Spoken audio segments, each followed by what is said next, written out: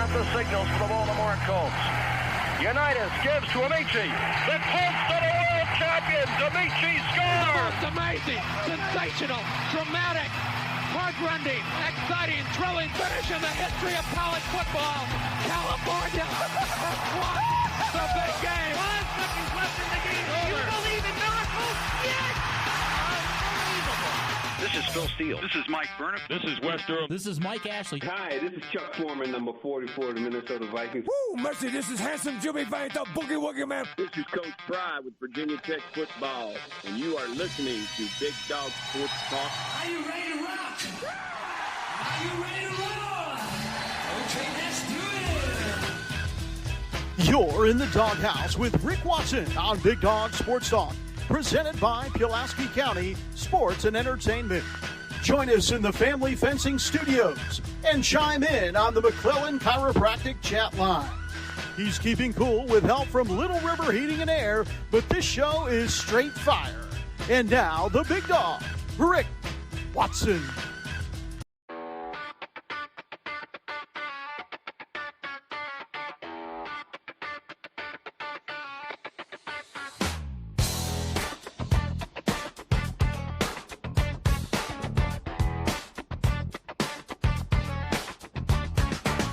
Rick Watson's got the mic, he's the big dog king. Cover sports so sharp, it's a New River thing. Virginia Tech fire, Radford pride too. Every stat, every play, he's bringing it to you. He's got that voice, deep as a valley, breaking it down, no dilly, no dally. Big dog sports talk, feel the bark, feel the bite. Rick's in the zone, every day, every night, from the Hokies to the Highlanders. He's got the spark, Big dog sports talk, lighten up the dark.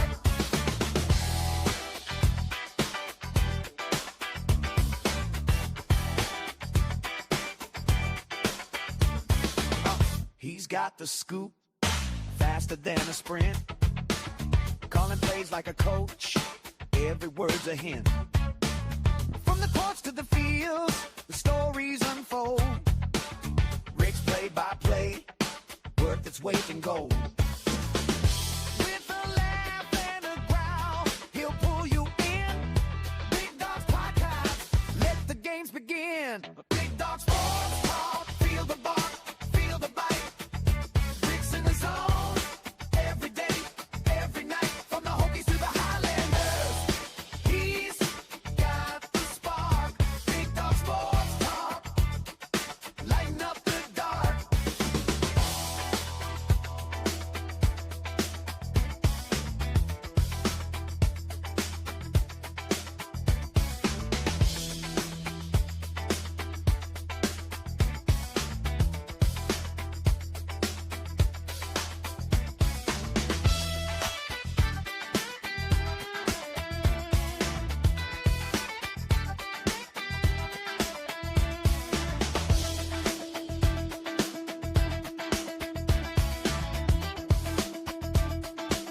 Sports talk, feel the bark, feel the bite. Rick's in the zone, every day, every night, from the Hokies to the Highlanders. He's got the spark, Big Dog Sports Talk, lighten up the dark. Big Dog Sports Talk, feel the bark, feel the bite. Rick's in the zone, every day, every night, from the Hokies to the Highlanders. He's got the spark, Big Dog Sports Talk, lighten up the dark.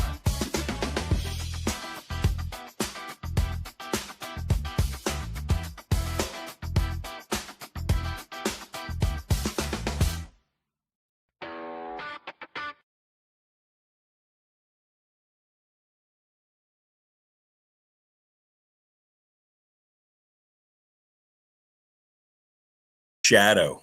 Remember the white shadow? Welcome. How are you? Hope everybody's doing all right here on this. What is today? Hell, it's Tuesday. Everything sound all right? Sounds a little funky on mine. Everything good? Everything good on your end? Okay. Y'all let me know. Good morning, Steve. Good morning, Wayne.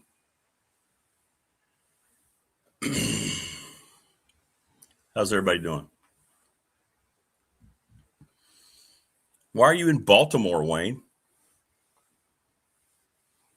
I think Wayne is a closet Maryland fan. Okay, good. Good. Doesn't it sound? See, I don't know how many people remember The White Shadow. The White Shadow was a great show. I was a little kid. And before we get into the good stuff, I'm very distressed this morning because yesterday, about a little past midday, UNC Greensboro fired Mike Jones. And, you know, he had won 20 or more games 3 straight years. Team was a little down this year, but he got to the semifinals of the Southern Conference. The team that beat them won the title last night, the Furman Paladins. And they let Coach go yesterday. Mike, I reached out to him, and he appreciated that. And I know it's a tough time, but I'll tell you one thing. College basketball is much worse today than it was yesterday if Mike Jones is not in it. I mean, I don't know what UNC Greensboro thinks they're going to become. And I know when he was in for the Hall of Fame, you know, he kind of had a feeling that they needed to go do something in the tournament, but they did. They got to the semifinals. So, not happy. Not happy today. And I know Coach will land on his feet. There were a lot of people reacting on X yesterday like, what? What's going on here? Good luck, UNC Greensboro administration. Good luck. One of my all-time favorite people, Mike Jones. And I don't know whether he'll still want to be in coaching, you know. But he did a good job with that team down the stretch. And I don't know if they have new administration there. You know how it is. You get new administration, you want your own guy. But Coach will land on his feet. There's no question about it. But anyway, wanted to get that going because that really kind of torqued my day yesterday afternoon. And I know it's part of the business, right? I understand it's part of the business. I understand that. That's not, you know. But, you know, when you have a personal relationship with somebody, it really bothers you. You know? But good luck finding somebody who's going to win 20-plus games and average 22 wins over 3 years. Good luck. Good luck, UNC Greensboro. Good luck with that. Program that has next to no money to spend. And Mike still got good players in there. And, oh, by the way, he still cared about their graduation and their academics. You know.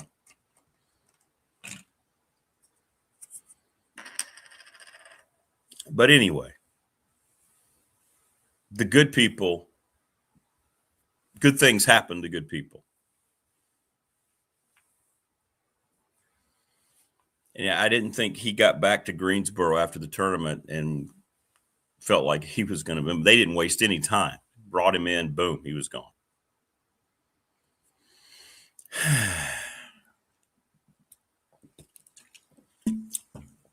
So anyway, Coach, we're thinking about you. Love you. And you will be just fine. They won't be. You will be. Absolutely, Prometheus. One of the absolute most grounded and genuine human beings I've ever known, Mike Jones. So it's puts you in a state of mind that you just bugs you. Just bugs you. No Morris this morning? What do you do? Do you oversleep on the golf course? Where's the Morris intro? Guys, gals, where'd he go?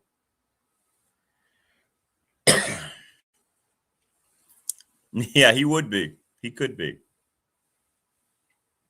I have a feeling he's going to be in very high demand. Got a hunch.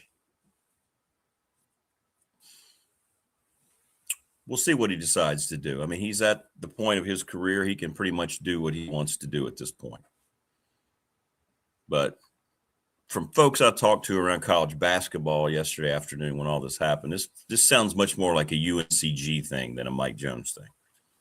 And that doesn't surprise me at all. So, anyway, just wanted to get that out of the way. Morris not here this morning. Wow, that's big. That's big. He has to still be like, you think maybe he like sometimes goes out to watch the sunset at the Palm Coast, maybe with a umbrella drink or two, and he just kind of falls asleep, and then, you know, the waves make you sleepy. Oh, there he is now. From Charlotte Coliseum, where the basketball nets are hung. Hopefully the Hokies aren't throwing bricks up and getting ACC tournament stung. Wow, look, he's rhyming even. BDST is live and online. So I'm going to go let Creed out. Creed is in a funky mood too. I think Creed's mad about Coach Jones too. He's that guy. Hang on. Dude, come here. Come on. Go. Good.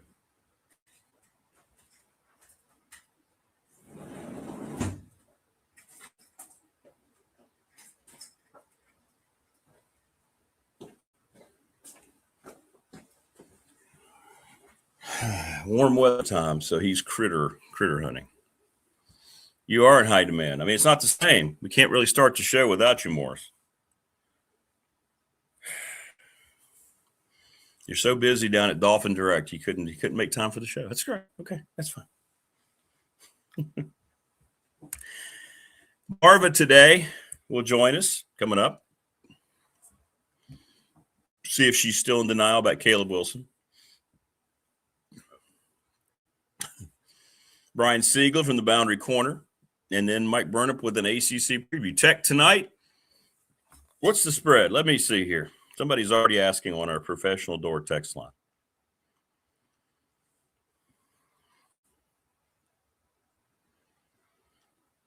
Tech is 2.5-point favorites over Wake. It is the 7 o'clock game tonight.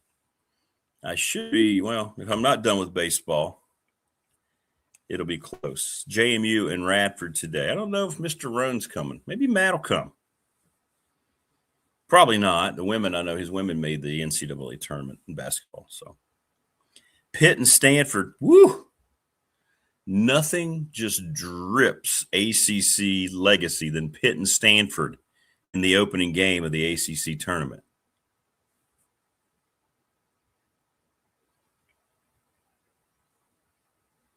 Oh my. Oh, no. Oh, no. That was out of nowhere.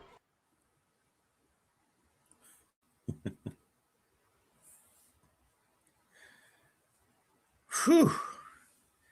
Go ahead and plan on getting off work early, because it's going to be hard for you to sit there at your desk or if you're outside and go, boy, I can't miss a single moment of Pitt and Stanford in the ACC tournament.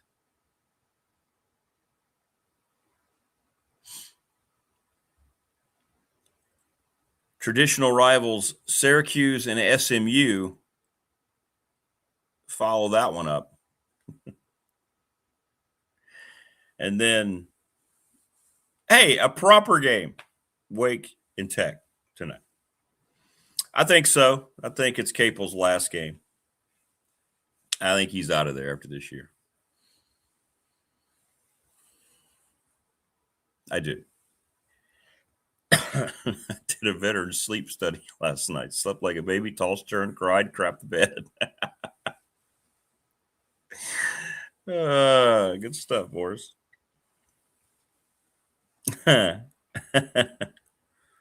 So I'm getting a lot of compliments on our new shorts that we're running on the channel. So I'll keep doing those little short bits of what we're doing.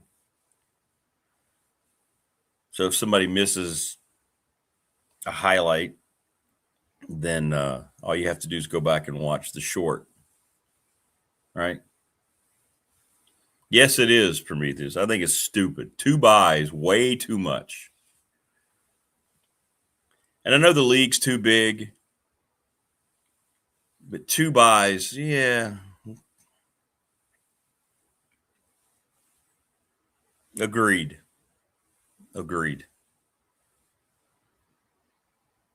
Could not agree more. But congratulations to the JMU women. Tech women await their NCAA seeding. And the Radford women will find out soon about where they're going to be playing their NIT game. So we got postseason basketball for both of our local women's collegiate programs, which is good.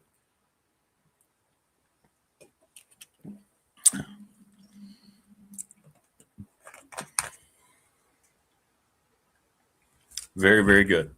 Very, very good.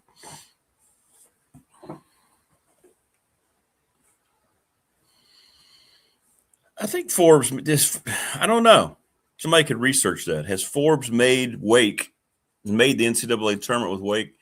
They do love him down there. I have a hunch he'll get another year. I mean, that's a tough job. They left Danny Manning down there a long time. I don't know how much the administration's changed down there either. But I've already seen there's already like 18 openings, 20 openings in college basketball. Now, there's always a lot more, obviously, because there's more schools, more teams, but already like 20 or more now after yesterday. So where do you find coaches? And then all of a sudden you've got to pay more money out. I don't know. My guess is he'll probably return. I don't know if they've made the NCAA or not under him. Yeah, he's a good dude. He came on the show a few years ago on the radio show. Yeah.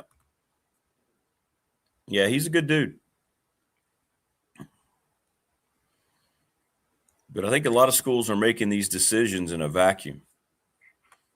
Like, I don't know what UNCG, I'm going back to it, because what do they think they're going to be in the SoCon? All right. Mike Jones put together 3 22 or more win seasons back to back to back. I don't think that's ever been done. This year they were down. All right. This year they were 15-19, but he did have them playing hard and in the semifinals of the SoCon. And then you read some of the articles. Apparently that AD had been he'd already decided this mid-season. Like, Mike had heard that. He knew he didn't have any support. It's crazy. All right, there you go, Wayne, 2017. But you tell me what UNCG basketball envisions itself into being. Not only a great developer of men. Okay. All right.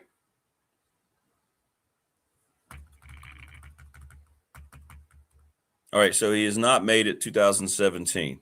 Well, we'll see. You never know. You never know what these departments are thinking.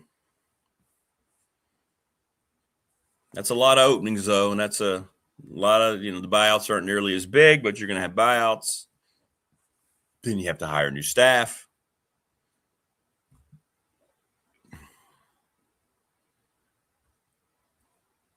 That's why when I was told by a tech official all this is money laundering, I'm starting to believe it. I'm starting to believe it.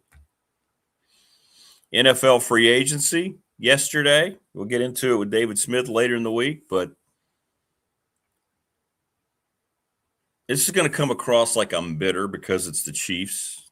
and it's not. I didn't want the Broncos to spend that much money on Kenneth Walker, but you think about it, he got paid because of the Super Bowl. This was a guy, if you went back and broke down, which many people did yesterday, you broke down his career. Not only has he been hurt a lot, but he wasn't even the go-to back inside the 20 during the regular season. It was the Charbonneau kid who got hurt. Walker wasn't even the featured back at the goal line. Had a massive Super Bowl, had a good playoff run, and that got him paid unbelievably yesterday by the Chiefs. Travis Etienne, he's been basically a bust, got paid a whole lot of money yesterday. There were a lot of big contracts. The Raiders spent like $268 million yesterday. Money that they saved on the Max Crosby potential extension, but they didn't add anybody that has nearly the impact of Max Crosby. I think their best signing was the center that they got. That universally seems to be the best signing that they got. They overspent on so many of those other guys, but they now have a center that can work with Mendoza, so you want that up the middle to look good. But, boy, the first day of free agency is always the overspend. What the Colts spent on the Pierce kid, did you see that? He got like $116 million. He's a slot receiver. Some of these deals are head-scratching. Broncos re-signed their own guys. I think the teams that go nuts, like the Broncos, 4 teams in the playoffs didn't add anybody yesterday. All right? Did not add anybody. Let's see, the Broncos, the Seahawks, the Eagles, and there's one more team that made the playoffs that didn't add anybody. And I think those are the organizations that sit around and, okay, let's just let this thing play out. The Eagles don't need to make a massive splash. They might be working on an A.J. Brown trade. They have a very stable, solid organization. No need to have a knee-jerk reaction. Their window is still wide open. I'd like to think the Broncos' window is open. I hope.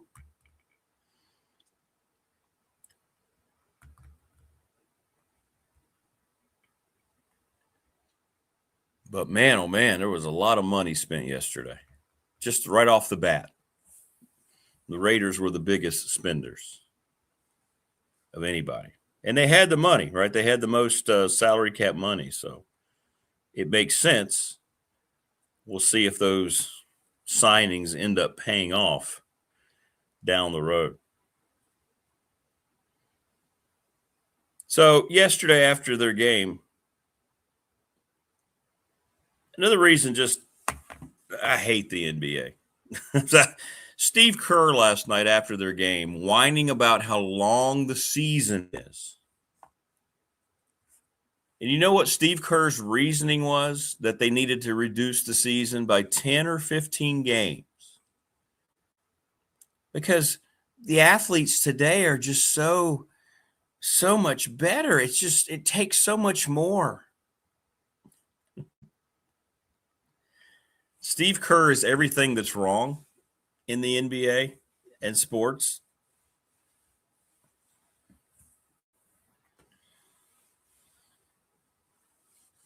Yeah, exactly, Morris. Tell me what UNCG is going to do. Who they're going to find. Good luck. Like I said, good luck to them. So Kerr whining about it. Either he's whining about his god-awful political takes or he's whining about now the league. It's just too long. Someone asking, well, if that's going to be the case, what about player salaries? No, they should stay the same.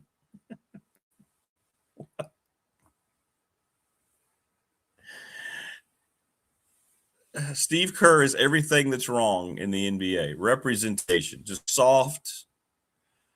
Yeah, exactly, Wayne. He played with the best player who never missed a game. Now I know why Jordan didn't like him.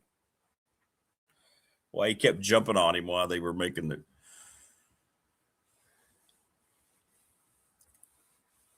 maybe it's because he just doesn't want to work as long either.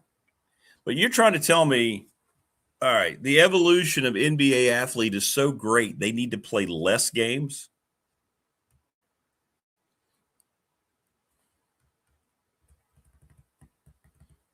I don't see any athletes in an NBA game today that are any better than when I was growing up.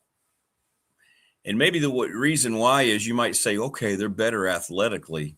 That's debatable, but they're not better basketball-wise. They're not better basketball players. So maybe the flow of the game when I grew up and you grew up and what we had all the way through Shaq and Kobe and maybe even early LeBron, and then it just went away. The better the basketball makes you look more athletic. All I know is we just talked about this. Everything we talk about here pops up somewhere. I just mentioned this either late last week or yesterday. I think it was late last week, how nobody ever talked about the length of the seasons before. Baseball had been mentioned a few times that maybe they'd go back to 154 and all that. But that went away quickly. It's 162 games, right? It's the summertime sport. NHL, NBA, 82 games. You never hear hockey talking about reducing the schedule because they love their sport. Yeah, the NBA is woke up. Now they need to wake up. They won't as long as Adam Silver is the commissioner. He's only worried about the first part of that statement, Morris.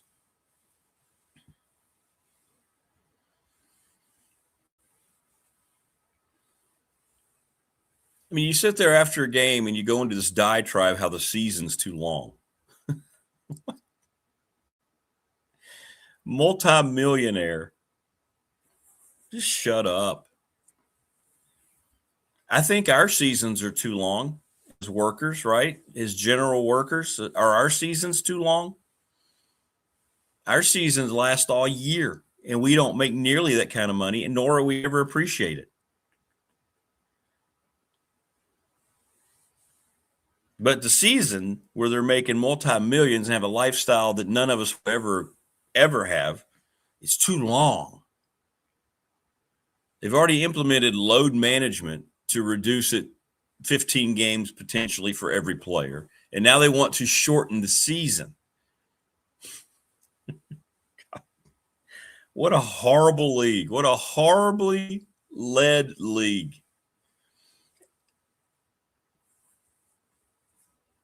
Wow.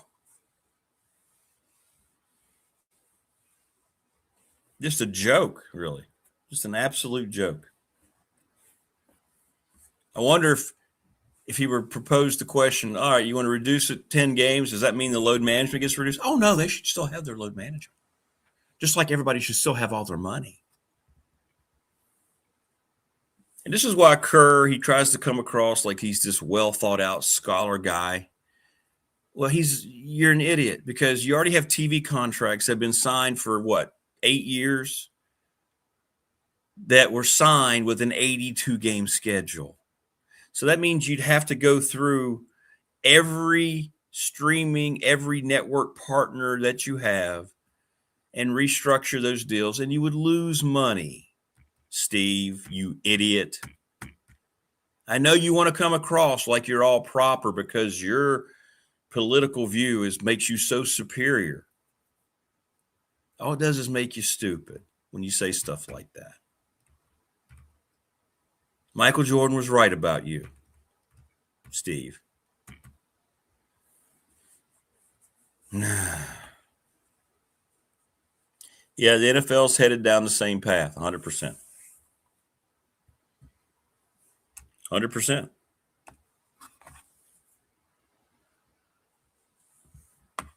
And it's going to be an interesting year for them coming up. Haven't heard a word out of Goodell since the end of the Super Bowl. He's been kind of laying low, hasn't he?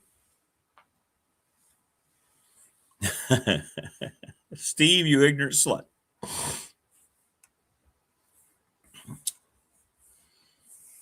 don't think we should be playing so many games. It's long.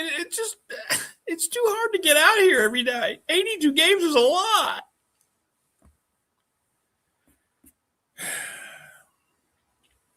Wasn't too much for Michael Jordan. Wasn't too much for Kareem. Wasn't too much for Magic or Dr. J. Wasn't too much for Jerry West, Oscar Robinson, Elgin Baylor, Hakeem Olajuwon, Wilt Chamberlain. Wasn't too many games for any of those guys. I never heard those guys come forward and say they wish the season was shorter. It's the embodiment of everything that's wrong with the modern athlete, the NBA. The culture of the league has dissipated to the point of just, I don't even know what the point of the league is anymore. I really don't.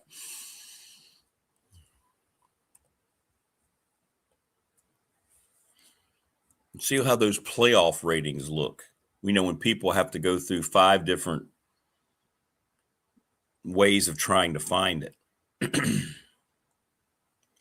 Just shut up, Steve. Can you just shut up? Nobody cares. You don't have any influence over anybody, Steve. Everybody knows you're an ass clown. Nobody wants to hear about your political rants. Nobody wants to hear about you whining about your job. You're a multi-millionaire. What are you making, $10 million a year? How about you just shut the hell up and coach the game? That'd be great. I'm sorry, you're in the NBA. You're not really coaching the game. How about you go in there and make sure none of these guys go out and do anything wrong so you can actually, play a season?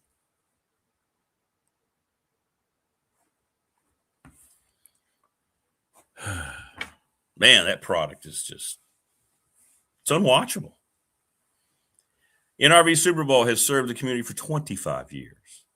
I've had a few people here recently say they went over there, heard us talking about it, and they love the way it looks. You need to get over there, 540-382-5525. Terry and Amanda have done a great job. They have great bowling leagues. They have great stuff.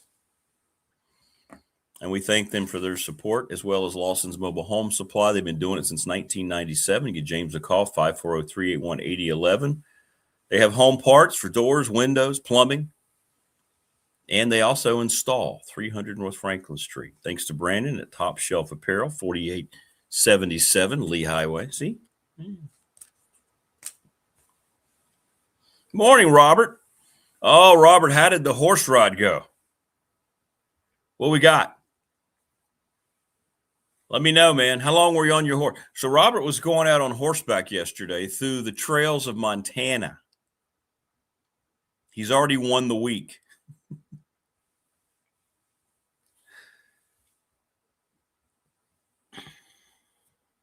He's already won the week. Kerr likes to talk, but every time he opens his mouth, a bunch of nothing comes out. I haven't watched an NBA game in years. Yeah. I mean, anytime he talks, it just shows you how incredibly soft he is. He's just so brittle. I think what bothers me the most is the pomposity of people like him who really believe that they have an influence. Kind of like Hollywood actors when they start spouting off about politics, the president, what America's doing. Nobody gives a damn. You don't influence anybody. You're adult pretenders. People have to tell you everything about your job because you can't do anything on your own. You're directed. You have writers that tell you what to say, where to stand, how your emotions are supposed to be. Hollywood got ruined when social media became a thing because now these folks are going out and posting and revealing themselves for who they truly are. And most of them are truly despicable human beings. Family Fencing, sponsor of our studios. Get a free quote, 540-200-8294 at familyfencingnrv.com. Mark Hunley, McClellan Chiropractic, sponsor of our chat room. 155 Walters Drive. I'll be heading over there in a couple weeks. We're going to be filming the gauntlet that I will be going through. Pulaski County Sports Entertainment, the presenting sponsor of this program. Stacy Compton will be on this week. We're going to reschedule. Got to figure out the day. I'm thinking Friday. Thanks to Jonathan Sweet and Tim Miller. Charles Lee, Little River Heating and Air, 1095 Radford Street in Christiansburg. Had somebody reach out yesterday. Hey, what was that number for Little River? I need to make sure my air conditioner is good to go.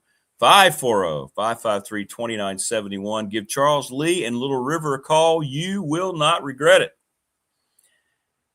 Our attorney, Ryan Price, 701 West Main Street in Radford, Trust and Estate Planning. BDST fan question of the week. Everyone is saying that Tech needs to win the tournament. Right now, that leads with 11 votes. That was our question. How many games does Tech need to win in the ACC tournament? 11 people said all. 9 people say 3 games or 2 games. So we had quite a few votes. National Bank, member FDIC, the exclusive banking partner of yours truly and of this program. Travis Williams, Professional Door Incorporated, residential and commercial garage doors, sponsor of our text line, 38 years in business, right across from New River Community College. Ready Set Fund, ReadySetFund.com. Bob Christ, BOBCRIST11 at Gmail. Your organization will earn money just like that when you talk to Bob. Trust me. And our newest sponsor started last week, Sundown Electric. They have an excellent reputation and a long list of satisfied customers and superior craftsmanship, attention to detail, clear communication. And I love the fact so many of you have said, oh, yeah, we've used Sundown Electric. And here they are sponsoring the program. Thanks to Jeff Smith and the crew. He and his brother have done a great job. Again, taking their business after their father got it going to different levels, just like what Travis has done with Professional Door. Thanks to everybody. If anybody knows anybody who'd like to sponsor, hit me up. Hollywood got ruined mostly when woke became a thing. Correct. 6 hours on the horse. Man, that's awesome, Robert. Yes, Warriors is an oxymoron. Yes. They could be the wokesters. And Steph Curry, by the way, just like Kerr. Have you ever heard him talk about these things?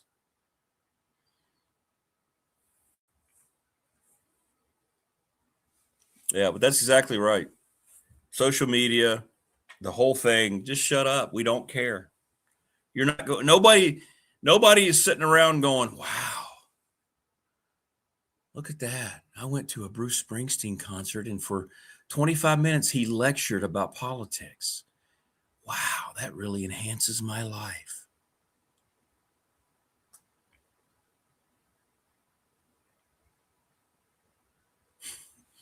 Yeah, I'll have to look on the weekends. Again, it comes down to stick and ball for me.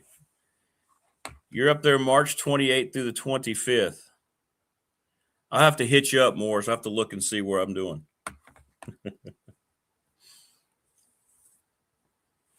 I think Tech's got a pretty good path. Like they could potentially play Clemson next if they win. I'll be very surprised if Tech doesn't win tonight. Now, a bid has been stolen, and this is what Tech didn't need. Santa Clara beat St. Mary's in the West Coast Conference Tournament semifinal. So St. Mary's is going to get an at-large bid. Well, I guess not. I guess Gonzaga could still win it. So I guess that hasn't happened yet. So I'll take that back. Let me grab that back.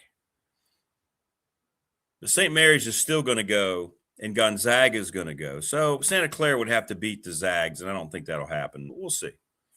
So I'll take that back. And we'll wait and see what happens there. Anybody watching the World Baseball Classic? United States beat Mexico 5-3. I don't know where the thing stands. That's right. St. Mary's beat Tech. Yep. They're really good. They're really good. They got beat last night. So the only way that will affect teams like Tech that are either whatever Lenardi says they are, last 4 out, first 4 out, whatever the hell it is. The only way that's really going to affect them is if Santa Clara wins over the Zags. 6 hours on the – I keep thinking about just Robert. You had to have a cowboy hat on, right, Robert? Right? I mean, you had a cowboy hat. Probably took like a .22 rifle or a pistol just to be safe in case you ran into Bigfoot. I'm guessing you had like a vest on, you know? Pair of blue jeans, boots. What's your horse's name, by the way? I want to know all these things.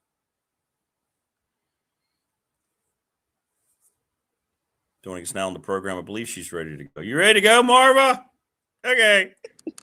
I can talk to them in the green room now. What's up, Marva? How are you? I'm all right. How are you doing? Doing all right. And I see no Carolina colors, which is the Well, morning no, of. the reason I'm not wearing Carolina colors is because I am supporting the Hokies in their game against Wake Forest. Hey, look at that, everybody. Look. She's wearing Hokie colors. Look at that, Hokie Nation. This is because she feels bad after all the smack she talked when Carolina beat them. Boy, I did not talk that much smack, but I am supporting them because you never know. Carolina and the Hokies could face off again. They could. Oh, but you will not have Caleb Wilson. I think somebody said last week during our conversation he'd never wear a Carolina uniform again.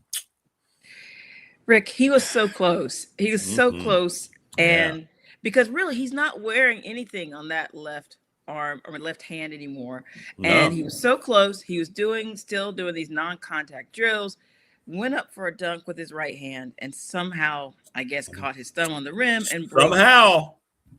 I mean, he had surgery, Rick. Please, come on. Yeah. He had surgery. He had surgery. He had surgery because the NBA people said, "You want you go and get that fixed now, so you'll definitely be a top 3 pick." Okay. No, he had surgery. It was bad, and I really think it definitely affected the team's morale going into Duke on Saturday because Carolina had been on a high even without Caleb. Won a lot of games. Had a misstep at NC State, but that was when they had to do also without Henry Vessar was not playing. So without Vessar playing and without Caleb Wilson playing, it was just bad. But then Carolina regrouped, won a bunch of games some people thought they were not going to win, and was feeling, I think, really hopeful going into Duke. And it was that week, just last week leading up to that game that Caleb had this injury and they said he's out. He had to have surgery and that was it. So, I'm hoping that the team will be able to, regroup and have a good showing in the ACC tournament and a good showing in NCAA tournament. And, when you look at it, it's just, I think it happened so close to the game. It was just so devastating that it affected them. I mean, in the first half of that Duke game, Carolina was hanging in there for a lot of the part. At halftime, we were only down by 5 points, but that second half was just a bloodbath. I mean, the team really missed Caleb's rebounding and his. He was never going to play against Duke. He wanted to play. He was never going to play against Duke. I like to think he might have played a little bit. I don't believe any of this. I'm sorry. I mean, he wasn't the only one saying it. The coaching staff. Oh, no. Yeah, they're going to push the whole diatribe. Sure. Everybody's got to be on board with the same story. No, I think he was going to play. He wanted to play. And if you looked at him on the bench in that game, for all the other games, he was like head cheerleader. He was, really rallying the guys and everything. He's making $5 million. I would be happy too. That last though, but against the Duke, he just didn't quite look. He did like he was really down, and these it's just part of basketball, part of any sport. You have to deal with injuries, and so I just hate it for him that he didn't get to have that experience. And of course, I hate it for Carolina as well. You hate it for him, yeah, because he's got $5 million in his bank account from Carolina, but you hate it for him that he couldn't play in a game. Well, he wanted to play. Like he truly enjoys playing, he wanted to play, and I hate that he's not going to get to experience that because that would have been really cool for him. Well, you hate it because it makes you a much worse team without him. Yeah, I mean, you have to be honest. It does. And as I was saying, you could tell, Carolina really just wasn't there in terms of rebounding at that game against Duke. And really, Caleb leads the team in rebounding and in scoring. And so you wanted to see him be able to play for selfish reasons as a fan, but also just for him. He wanted that experience, and that's something he's not going to get. There's some delusional fans who think he's going to come back. That's not me. No, I've never said he's coming back. I would love, would I love for him to come back? Would I love to see it for selfish? Wait a minute. Wait. There's Carolina fans think he's coming back to Carolina? Yes. There's some people who think he's coming back. And so, they are, that's what I said delusional fans who think he's coming back. No, he's not coming back. And I mean, I don't think he should. I mean, he definitely should. He's ready. He definitely should go to the NBA and be great there. So I do hate it for us. But he's not. Like, if he did, Rick, he's not. I would be shocked. I would be shocked if he, and I don't think that's going to happen. And again, I don't think it should. He should go. He's ready. Some players you see, they go and you can tell maybe they're not. There's questions. Are they ready? No, nobody's questioning whether he's ready or not. He's ready. He should go. The only way he would go back is if he felt like he was going to make equal money than he would on a first-year deal in the NBA. I don't even know. I think nobody's got he that wants much to play for against. Yeah, I think he wants to play against the very best, and he should go to see what he can do there. And I'm excited to see what he does on the next level. So it was fun to have him here. He was great, but yeah, he's gone. Yeah. Yeah, he's gone. Yeah. Is going to the NBA truly playing against the best? I'm not sure anymore. Yeah, I know people like to dunk on the NBA for some reason, but these are because it sucks. Because it's a bad league. These are still the best players. Because Steve Kerr's saying we're playing too many games. Steve Kerr just needs to shut up. They have added, they've added games. They keep talking about adding games. No, but it's still the best games. players. It's 82 games. It's always been 82 games. They haven't added more to the season.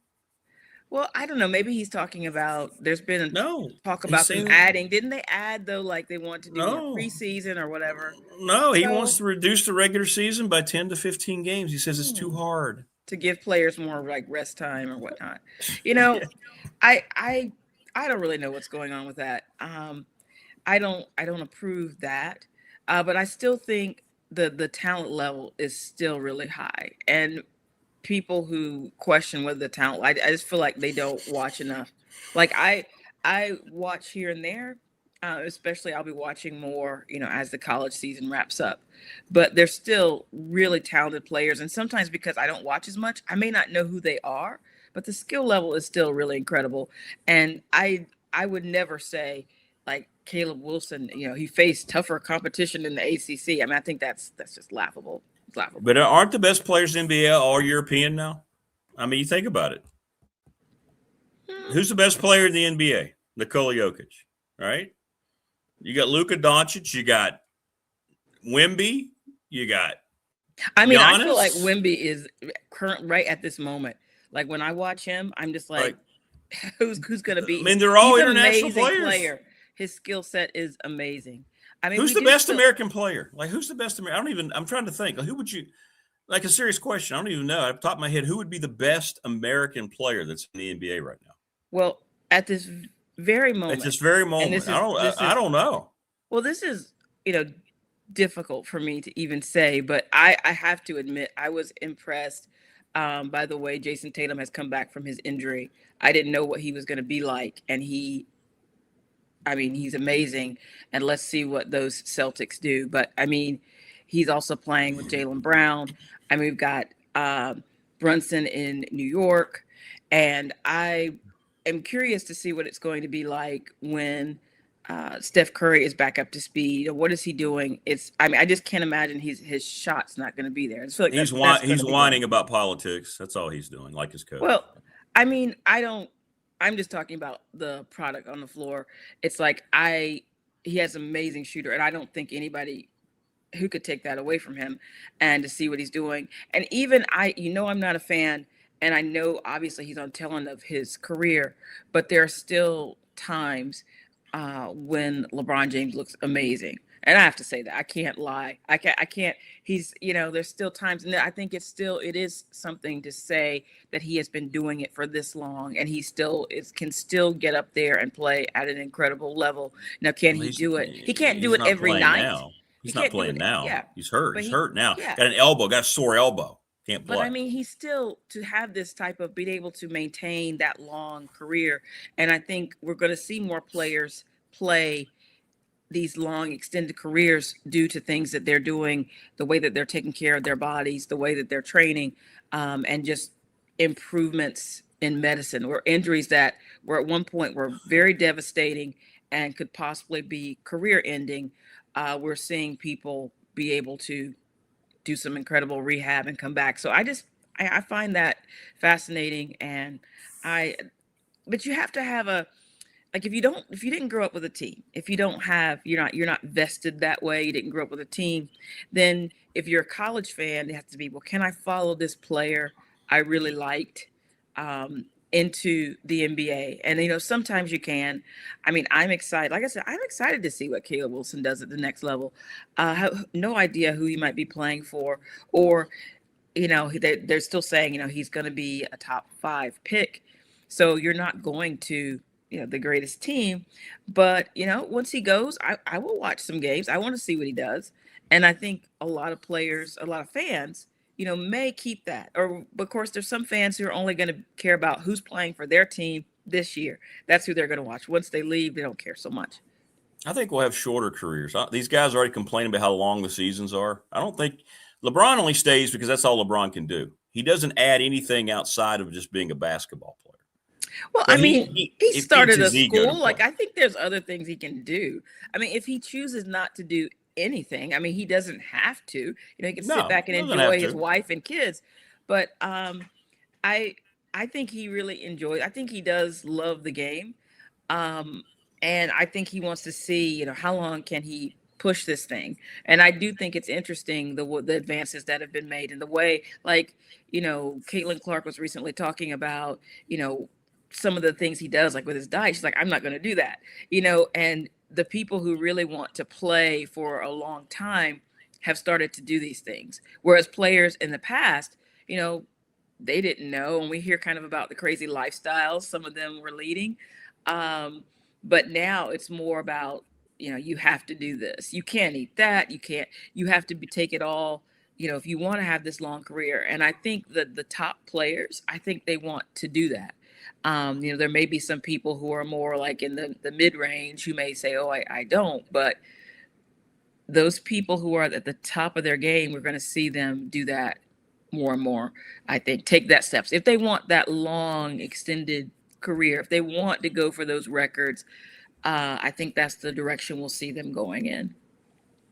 Well, we'll see. We'll see what happens. I think anybody who remembers the NBA, how great it was, and sees what it's become now is truly sad at how it's diminished. It's eroded to I don't know what you want to chalk it up to. I give a lot of the blame to Adam Silver, but that league is a shadow of its former self.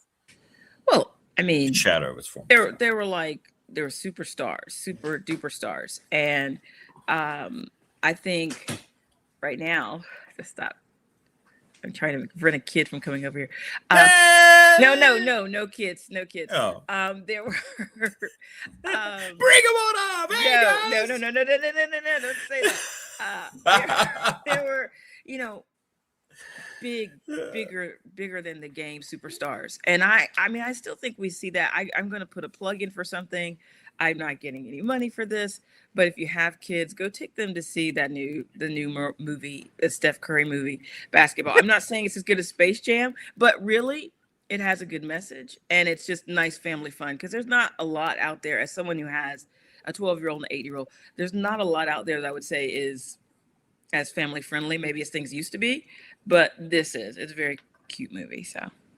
Does he get on there and pontificate about his politics? Does he do that? No. It's just about how much he hates basketball. America. No, but it's great. I would not say that Steph Curry hates America. But there's nothing in there that's political. It's just it's a basketball movie. It is about perseverance. And there is something that's a little bit, I think, taken from his story about, being smaller. And people say when you're smaller, you can't do things. And I think that's kind of good for kids to see that that is not necessarily true. So it was cool. Does he talk about how he ruined the game because all these kids growing up are trying to shoot threes? That's not his fault. I mean, you could say Jordan made everybody think they could to dunk and take off from the free throw line. And so we've seen some misses there. Jordan wasn't a one-dimensional player. Jordan was a five-dimensional player. He's not a one. I don't think Steph Curry is a one-dimensional player. He's a shooter. He is a shooter, but that's not all he does. I mean, he's a good passer. He's also incredibly. I think he's a good defender for his size. Also, yes. So no, I would not say he's one-dimensional. He's a good mouthpiece twirler. He likes to have that Yeah, mouthpiece. he does enjoy that. He does enjoy that. But he is more than that. Let's not diminish him to that, Rick. Come on. So Come how, on, Rick, you're being cynical guy again. Steve Kerr pissed me off last. Just shut up. Steve Kerr, that whole organization. Yeah. Hey, first of all, serious question. How's your fam? Everybody doing okay after Kitty? Everybody doing all right? We're doing okay. We're doing okay. Been thinking about you. It's just it's something you don't easily get over, It's a tough thing. Especially so little. Yeah, the baby. So yeah, you don't easily get over that. I hate that. But of course, so there's memories everywhere you go, even though she was only here with us for a few months. I know you still look for her, and you like, I get it. Like she's not in the window when I drive up. Like she was always there waiting. So is the outside kitty? Is the outside kitty still like? I haven't seen him again. I haven't, but it seems like maybe that was an overnight thing. I don't know. I didn't even know about. I hate that for you guys. I really do. You getting excited about baseball though? Your Marlins are getting ready to get started up. I know how you get fired up about the Marlins.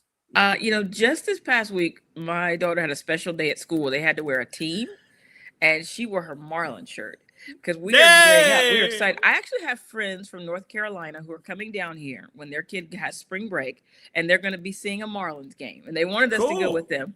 And honestly, normally I would jump at the chance, but it was a weeknight game and it wouldn't get out till really late. So I said, not this time. I said, but come back. And so they're excited. They're coming from North Carolina and they're coming down here and they're going to watch a Marlins game. Yay. That's how excited. It's not just people here, Rick.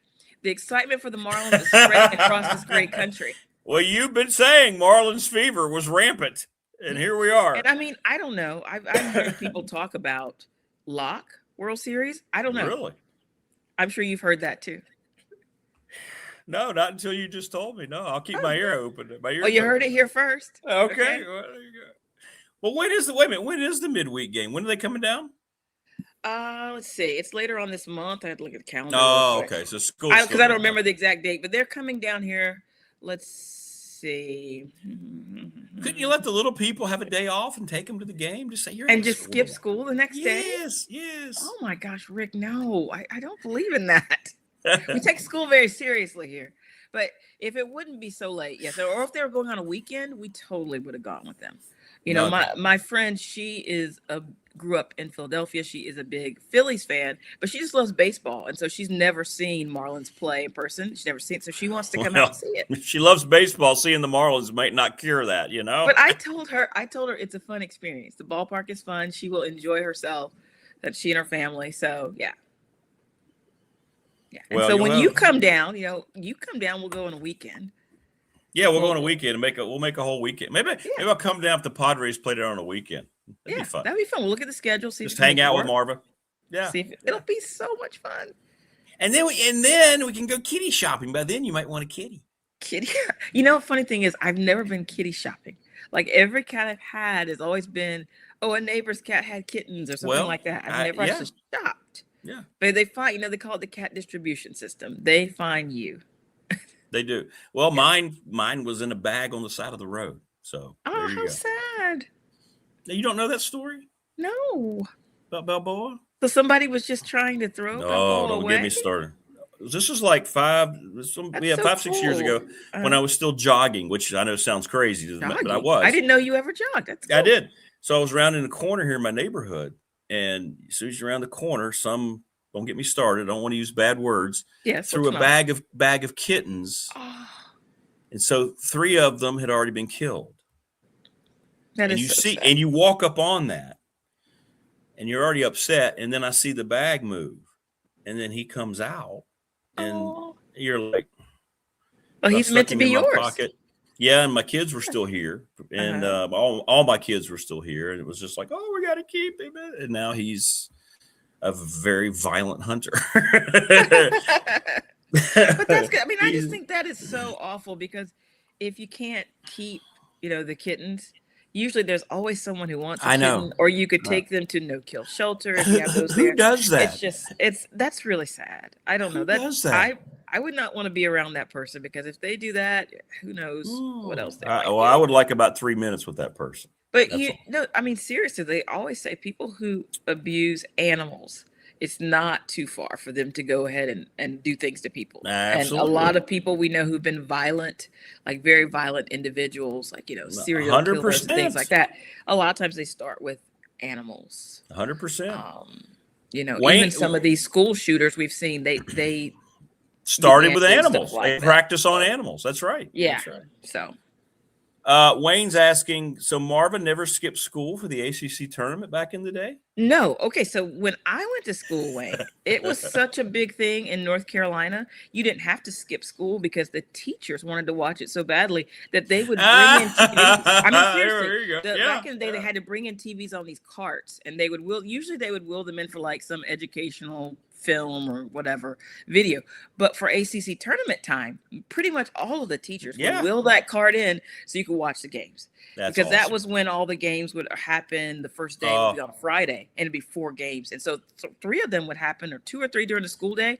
They would wheel it in, and you knew who your teacher was pulling for. Whether they were usually, in my case, there was either Carolina or State. And so makes sense. Yeah, makes sense. So we didn't have to skip school because it was just on TV. And I have to ask friends who have. Well, the way they've changed it now, I don't know if they're still able to do that because everything is so spread out. So I don't know if teachers are still doing that or not. Yeah, like today, it's 2:00. So spread out. 5, and then I know. Yeah. I'm with you. Oh, those were good days, Wayne. Thank you for that. The good old day.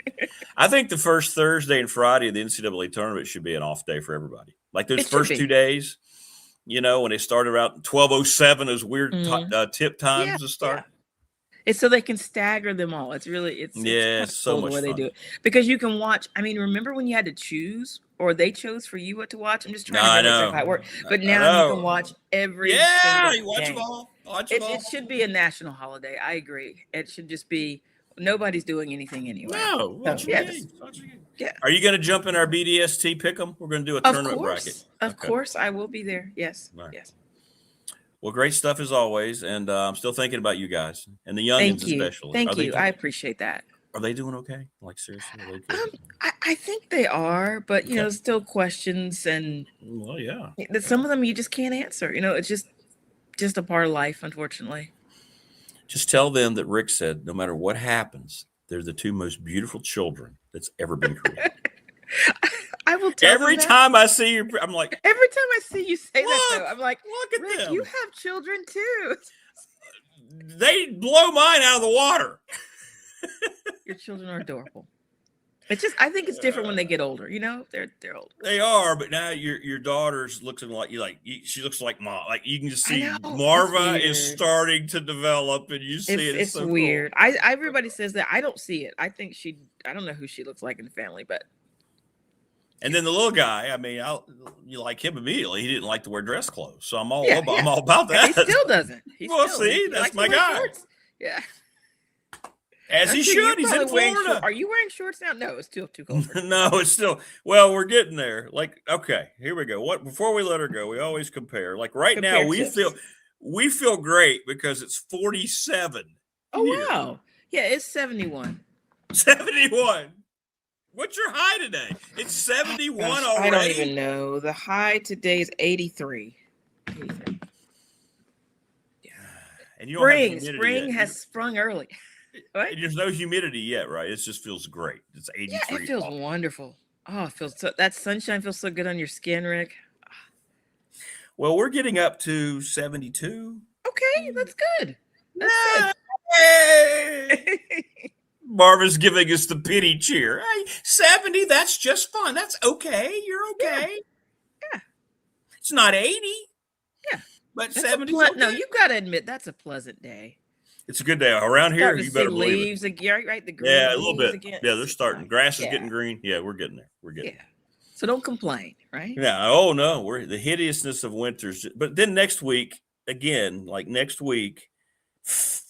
35 on Tuesday, 45 on Wednesday. Why? Mm-hmm. I don't know who this person is, but they misspelled Duke. Duke is a locked when they say who is D-O-O-K. Yeah. That's how you spell it. D-O-O-K. Yeah. Yes, that's the correct spelling. He's right too, by the way. Nobody's going to beat him. You never know. Like again, I'm just real quick. I know it's almost time to go, but they have been a lock before for so many things, and they have come up short. So I'm just saying it may happen again. I would agree. It's Duke, she says. Yeah. No, I didn't say that. Well, give my best to everybody, and you have a great week. And, thank you. You too. Good luck to your Caleb Wilson-less Hills in the ACC. Yes. And tonight I will again pull for the Hokies. There you go. Hokie colors. Marva's got. They got to win now. Beat Wake. Come on. Because Hokies. Maybe the Hokies could play their way into the tournament. Maybe. Wake, of course, is kind of like Carolina's third world rival in that state, right? They're like down the list. Yeah, Wake Forest. Yeah, right. Because the other two. I mean, I lived in Blacksburg when I was there, so I know. Oh, I know. Come on. I know. Wow. Go Hokies. So Marvy's saying it. Go Hokies. She just said it. Yeah. So there you go. All right, we'll give my best to everybody, and we'll enjoy you have the a good hoops. day. I will. You too. Take care. Okay. Stay Bye-bye. warm. I'll try. Marva in Miami. 83 down in the greater Miami area today. We love Marva. And I hope everybody's doing okay. It's really sad to think about a little animal like that just was fine 1 minute and then not. Like, that's just sad. Just like people. But I agree with Tebow. I don't see anybody beating them. I mean, they beat UVA like a drum. And I thought UVA would have something for them. And it was, 25 points or whatever it was? And Carolina can't hang now long term. Louisville wasn't the team everybody thought they were going to be. But I think Tech will win tonight. I feel good about Tech tonight against Wake. Beat them up bad in Blacksburg. Neutral site. Yeah, they'll win this game. They'll win tonight. Segueing from Marva to Brian Seigla from the Boundary Corner. What's up, Brian? How are you? What's going on, Rick? How we doing? Doing all right, man. We got Brian on a time constraint today. He's got some very important things happening later today, so we had to jump him on a little early. I've got an Energy Tech conference I've got to be at a fixed time. So that sounds important. I mean, it really does. Sounds like more important than anything I'm going to be doing today. So there you go. What do you think tonight, Tech and Wake? How many games? That's our BDST fan question of the week. Many people are saying Tech needs to win the whole darn thing, which isn't likely to happen with those Dookies in the way. But how many games? You think three wins is enough? I think 3 wins, barring some of those unexpected, single bid conferences having upsets that weren't expected. And now all of a sudden you potentially have like a conference that was only going to get 1 in, may sneak 2 in now with the resume of the regular season winner. Yeah. So, yeah. That's where it gets a little dicey and where I get concerned. But if you only have maybe one of those, and it's not kind of 2 or 3 conferences having that situation, I think 3 would do it. I don't think that you're going to be able to just beat Wake and Clemson and call it a day. I think you're going to have to get a 3rd. I think you're exactly right. That's what it feels like. And you're right. What happens in the back if Miami somehow loses, gets upset, right? Or did they win the thing? Is that over? I don't even know if the MAC tournament. But I was thinking that's the West Coast, Santa Clara last night upset St. Mary's. I don't think they'll beat Gonzaga, but then there's a bid, right? Because Gonzaga and St. Mary's is going to be in the tournament. So, yeah, those are the things you have to keep an eye on. That's 100%. So we'll see. Yeah, that's where it's like the math gets a little wonky because I think if everything is static and they win 3, I think they're in. But if things aren't static, that's when it gets a little dicey. I mean, it's one of those things where you look back at the season and you kind of just you kick yourself because there were so many opportunities to close out some of those games and the injuries and just everything else. What's your take on Mike Young and the way he's been? We talked about this. He mentioned his vacation. He sat there after the UVA game, buried his face in his hands. I don't know what the F I'm doing. Then yesterday, he's like really kind of like angry, saying, of course we're an NCAA team. It's ridiculous to say we're not. So what do you think? He's going through all the levels of denial right now. Do you think he's back next year on his own? He won't be fired. Do you think he's back next year on his own? That's a good question because it feels like he's setting up the end, even if this isn't the end. It feels like he knows that he has an NCAA talent level team. And I don't know if that frustration is starting to wear on him in a similar way that it's wearing on the fan base. Because I think we also consider this from a talent perspective an NCAA tournament team. So I'm not sure if that's just this season of frustration on the back of everything he dealt with last year with just not having the resources to put the team together that he wanted to. I don't know if those two things back to back are just weighing on him to a point where he needs like a little bit of a reset, or if this is really kind of the beginning of the end in terms of Mike Young kind of maybe potentially anointing a predecessor that's already on the staff. So that's the way I looked at it. I think it's kind of like everything now's coming out, how frustrated he's been about not having a healthy team most of the year. What it feels like to me. It really does. And I get it. Their whole growth was stagnated week by week, right? Because somebody else wasn't back yet or somebody else was down and they had to adjust it. I mean, it just affects so much in a short season like college basketball. It really does. Yeah, and especially when you take into account, you missed, Lawal for a good number of games, leading into conference play. He really didn't play back into form until towards the end of January.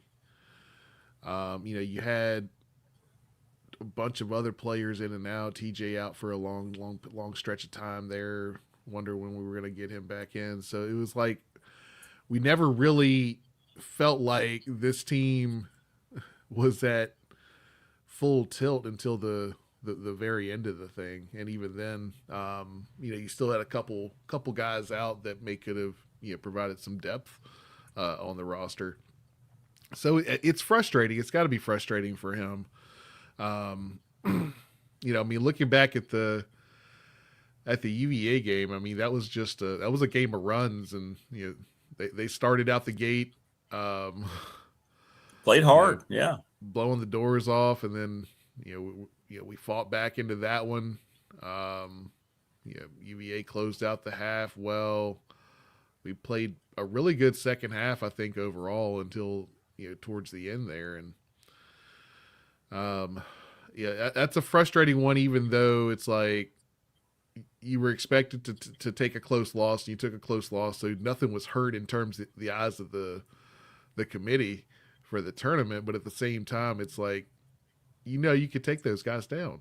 Like, you were right there. Yeah, you were right there. You just had to finish it. Are you guys back this week on the podcast? We are back this week. We got Colby Crawford jumping on with us this week to talk a little recruiting. How do you think recruiting's? Yeah, what do you think recruiting is going to look like? We were talking about this yesterday with Coach Elmation and Todd Grantham a little bit about how things are adjusted recruiting-wise, because it's all down to payment and keeping guys involved that know they're going to have to come in somewhere and have to try to develop. It's got to be a very difficult line for coaches now, given this, right, to try to recruit, because you can't do it the old-fashioned way. You can't assume anything anymore. Yeah, and I think that's why – when we look at it, a refocus of emphasis on high school recruiting is probably a good thing for Virginia Tech. Just because if you're getting guys in the portal, you're absolutely paying that premium, because they at least they've got tape they can lean back on. There's things of that nature. I think you have a little bit of a better negotiating strategy with a high school athlete. I mean, if they're not a 5-star, you can say, hey, this is how we're going to structure things. This is how we're going to do things. That we're going to reevaluate at the end of your freshman year to see where we're at. Those numbers can go up or down. I think there's a little bit more flexibility in that, and the relationship piece of it matters a whole lot more when recruiting the high school athlete than potentially, looking at it from a portal first focus. So I like Franklin's idea of at least going forward after year one, using the portal more as a supplement versus just pulling in a bunch of frontline talent to fill in the holes. Do you think this interaction with the government's going to do anything, going to help anything long term to try to fix all these things, to make it more of a common sense that we can get back to some kind of commitment from people instead of just, being here 1 year, being there 1 year, and moving on to the next high bid? Yeah, I mean, I think there needs to be some degree of guardrails put in place on this thing. I'm 1,000% in support of athletes getting paid for their talents. I put it on X yesterday. When you've got a $50 billion plus industry, you can't give the primary labor force the equivalent of a non-liquid $25,000 a year and expect that to just kind of disappear. I think that's kind of where we are. We think about scholarship plus per diem. That's probably somewhere around the average, right? So, minor league single A baseball players make more than that in a lot of instances. So, and that they're actually getting paid money that they can go out and do something with. It's not a, promise of future liquidity, right? So when we talk about that, that's where some of this comes into play. And I don't think you're putting that genie back in the bottle. But at the same time, I think there needs to be some guardrails that we look to, especially on the tampering front in particular. I think that's probably the most egregious guys that are otherwise happy with their situation getting enticed with money into the transfer portal is probably the biggest problem with the current situation, more than really anything else that we're dealing with. Guys that are happy, guys that are starting, guys that are making what they were comfortable with, but now all of a sudden they've got a bigger offer on the table, using back channels and otherwise. So that's my biggest problem with the current situation. I think, you could look at, team caps, things of that nature. I think there's a lot of different things that you could incorporate that could make this a little bit smoother and stop the kind of runaway train of the money just growing and growing and growing with no end in sight. Well, a lot of that tampering goes the other way too, though. The athletes, I've been told by college basketball coaches, they're letting people know halfway through their season they're going back in the portal. They're already talking to programs. Their handlers are contacting other programs even while they're still playing for their current school. So I think the tampering thing kind of gets presented one way, but it's also going the other way, whereas it's the actual athletes that are putting feelers out all the time. And so, sure, people are going to go, yeah, well, he's already saying he's going to be leaving. So that word gets out. Reputation spreads so quickly amongst coaches. It doesn't take but one or two times, and they know somebody's going to be available. So it's just, I don't know what the answer is going to be, but I do know that I'm like you. Like every time there's a labor dispute in sports, I always pull for the athlete. They're the entertainers. They're the ones that I'm watching. So I always want them to, I don't want the owners who are already billionaires to get more billions and millions. What is that going to do? Same thing with the schools, right? Who do you want to have it? The people that are going out, you're going out and paying money, tickets to see, you're donating for or supporting, or you want to see the school administrators keep all the money, right? Or the commissioners. Yep. It's the same thing. It's the same thing. Yeah. So I mean, that's where I'm at too. It's like this was a little bit different in, even going back to the 90s. I mean, schools weren't raking in the money that they're raking in off of college basketball and college football that are coming in at this point. So it's like at some point, the people responsible for that product, or at least the people that have a large hand in that product, need to have some of that compensation.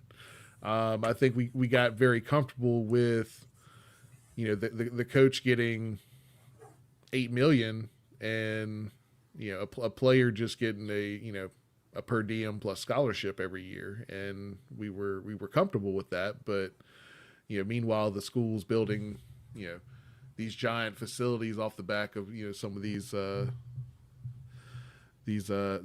funds that are coming in from those sports. Yeah. I think, we're at a point now where you let it go for so long that now it's a bigger problem than it could have been if there were incremental changes along the way, starting with once you had the Ed O'Bannon situation, just going ahead and starting to make some incremental changes on player compensation, NIL in general. But instead there was a, kicking and screaming response from the NCAA to a point where, you had other lawsuits that forced your hand. And we're kind of now with a situation where you've got 50 points of reference instead of just one. And I think that's the more frustrating thing for me when I'm looking at this situation, is that until something happens at the congressional level that sticks across the board, we're at a point now where every time something comes up, you've got a lawsuit in, you got a lawsuit in Tennessee, you got a lawsuit in Virginia, you got a lawsuit up in Maine, you got a lawsuit in Ohio. Like at some point we got to get past this situation where, we've got these 50 points of contention on the rules of the sport. And so many of them are just based on, eligibility and transfer portal now. I mean, like, everybody's trying to get a 7th or 8th year of eligibility this year, and it's kind of wild. Yeah. Well, I guess if it were still NIL, it'd be fine, but of course it's not. It's just, pay for play contract. It became professional ball when nobody was prepared for it to become professional ball. And that's where we are. So when are you guys going on this week so people know where to find you? Yeah, Wednesday night at 9, we will be on Twitter, we'll be on Facebook, we'll be on YouTube. Go check us out on YouTube. That's the preferred platform. You can get the video, you can interact with us. It's going to be a whole lot of fun. And if you're looking for old episodes, go to boundarycornervt.com. Check out all of our stuff there. And they promise they'll have pants on this time, so it'll be great. Y'all have a great time. That's right. Pants on all night, man. Pants on all night. All right, brother. I know you have to get out, so thanks for everything. Thanks for joining us, man, and have fun on the podcast Wednesday night. Appreciate it, Rick. You have a good one now. Appreciate it. Be a good man. Take care. There you go. Brian Seigla. He's got to go. He's got important things to do. Appreciate him jumping on. Mike Burnop coming up here at the top of the hour. Good stuff. Want to thank all of our partners once again. And that's truly our partners, because I know it's helped many of the people that have decided to sponsor this program obtain business. And it's great. That's what it's all about. Lawson's Mobile Home Supply since 1997. James Lawson, 381-8011. The NRB Super Bowl, 382-5525. 25 years they've been doing it. Go check it out. Appreciate hearing from people on the text line yesterday that, hey, we've been going over there a couple times since you've been talking about it, and now they've made it kind of like a bi-weekly thing where they go over to the Super Bowl. That's great. Sundown Electric, our newest partner here on the program. Nothing but satisfied clients. Go look at the reviews for Sundown Electric. It blew me away. It's great. The craftsmanship, the attention to detail, and we appreciate them jumping on. Thanks to Jeff Smith. He and his brother have taken it. You see there's trucks everywhere down in Roanoke area. They're out of Elliston, and we appreciate their support. They are awesome. Oh, by the way, somebody else, if you want a T-shirt, let me know. They're $20. We have lots of them left. Ready, Set, Fun, ReadySetFun.com. Bob Chris, the brother of Dave Chris, the legendary Blacksburg head football coach. BOBCRST11 at Gmail. Series of text messages, and it helps you raise money. It's great. Professional Door Incorporated, sponsor of our text line. He is Travis Williams. They're doing a great job. They are everywhere. Commercial, residential garage doors. Nobody does it better. 38 years in business. And they have a full staff once again, full work staff. It's great. National Bank member FDIC, the exclusive banking partner of this program, my exclusive banking partner. I'm going through some refinancing right now, working with some great people. Jamie down at the branch in Radford. Thanks to Lara Ramsey. I'm telling you, if you're frustrated with your bank, you should go to National Bank. I've never had an issue with them. BDST Fan Question Weeks presented by the attorney Ryan Price, 701 West Main Street in Radford, Trust and Estate Planning. And people think Tech needs 3 or have to win the whole tournament to make the NCAA. Yeah, Little River Heating and Air, 1095 Radford Street in Christiansburg. Thanks to Charles Lee. The absolute best at what they do. I had my property assessed yesterday for this refinancing, right? Met a gentleman at lunch here at the house, and he was like, wow, those units look great. I'm like, yeah. And his first thing out of his mouth, is that Little River Heating and Air? I said, oh, yeah. Oh, yeah. This program is presented each and every day by Pulaski County Sports and Entertainment. We're going to introduce you to their latest employee, Stacy Compton, later in the week. Stacy was going to be on yesterday, but he had a doctor's appointment. And thanks to Tim Miller and Jonathan Sweet. We got to get Jonathan back on here soon. Just need that energy, need that vibe. Family Fencing, very first sponsor of the new show. Give Jason Green a call. Family Fencing, 540-200-8294. Free quotes. Every material you can think of, residential, commercial fencing, doesn't matter. They can handle all the biggest jobs. McClellan Chiropractic over in Christiansburg. Thanks to Mark Hundley. Here in a couple weeks, we're going to be filming. I'm going to go through the gauntlet of machinery. Thanks, Marco. You're the best. You are the best. Sundance Kid is the name of Robert's horse. So that's great. See, that makes it even better. The envy I have for you right now, Robert, and being out on your horse for 6 hours, that's cool. Federal government's asked to fix things. Yeah, I'll believe it when I see it. I'll believe it when I see it. I hope I'm wrong. I'd love to see the interaction with the government actually result into something positive, but I'm not sure that's going to happen. I don't believe that's going to happen. All right, let me go get Creed back. He's out here again. I think he's gotten through his morning. He's looking at me like, you going to open the damn door? Hang on.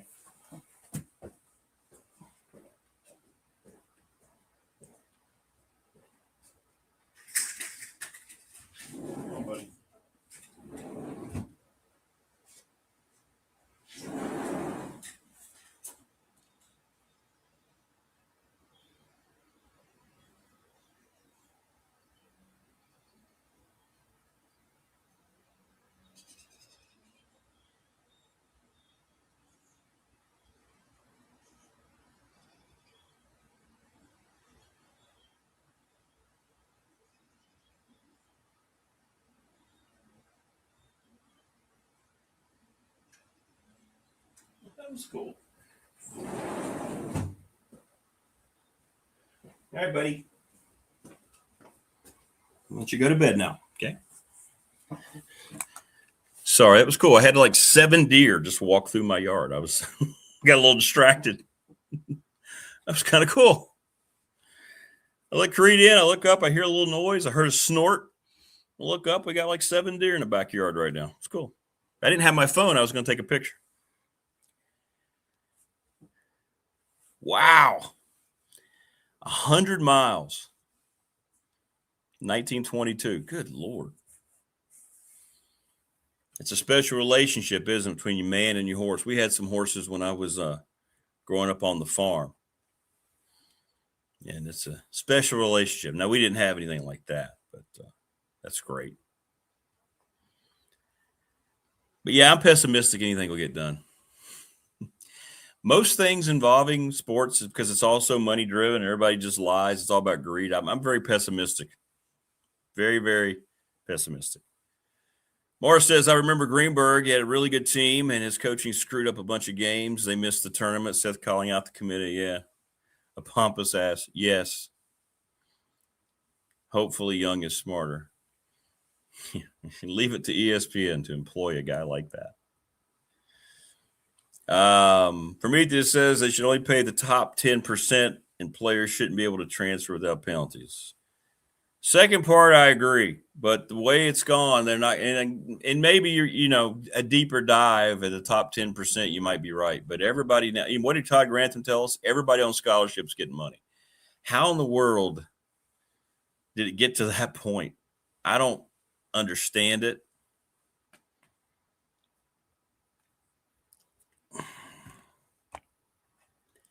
I mean, it truly just became pay for play almost overnight. It changed overnight. And the reason it did, it makes a lot of sense. Why? Because that's what was happening. Blue chips was a regular thing all the time. So it was a natural progression. You are what you eat. So in other words, this is how the lifestyle has always been. So therefore, when it became legal, everybody naturally took the next step, which was pay for play. We're already paying you to come here. So now it's legal. So we're not going to worry about you going out and having to get deals for your name, image, and likeness. No, we're just going to give you $3 million to come play football here.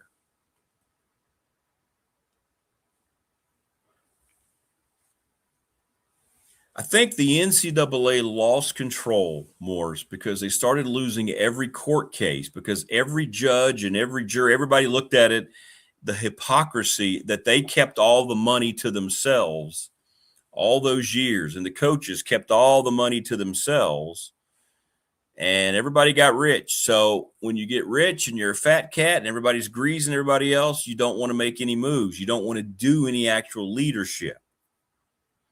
Right? That's the way it works. People who make the most money, if other people are trying to help protect their salaries, you're not going to go out and do a whole lot, right? Nobody wants to rock the boat as long as you do enough to keep the heat off. Well, I think that's what happens with a lot of these school administrators, conference commissioners especially.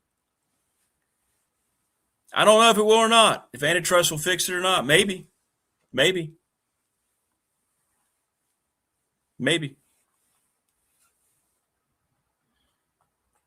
But that's why it happened so quickly. And the NCAA knows it has no power in the courts. So that's why they don't regulate anything. They don't regulate anything. And you have a bunch of high school kids who are just starting college now that are the beneficiaries of all this money. So they have no experience in how to handle getting that. Right? So it's not like somebody who's graduated college or went to grad school or trained to be a doctor or a lawyer or an engineer or somebody who's learned a professional trade, who's worked a long time, right? These are people that are just coming out of high school. Oh, goody, look at this, $3 million. Wow. And they just gladly hand it over.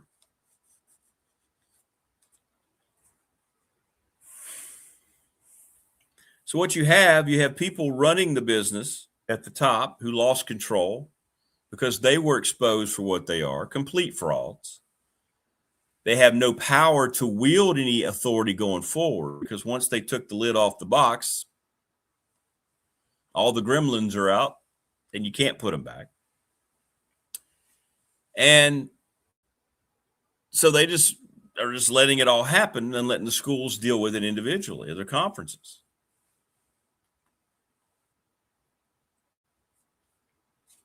I mean, it's ridiculous. It's ridiculous. So I don't know how they go back to anything that makes any sense. I really don't. It's not going to make any sense to us as fans going forward. But I hope there's regulation. I hope. But it's going to have to come from the government. Because there's not going to be any antitrust. And you are right, Brandon. It was Bowie Kuhn and Curt Flood and free agency and all that. And Curt Flood won.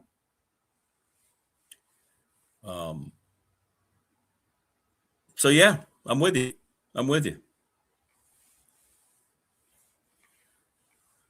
Ryan Pry, the attorney, says, when I prepare trust for somebody with young children, they almost always hold it in trust until the child is at least 25, so they'll be more responsible. There you go. With pay for play. Remember, it's not NIL, Ryan.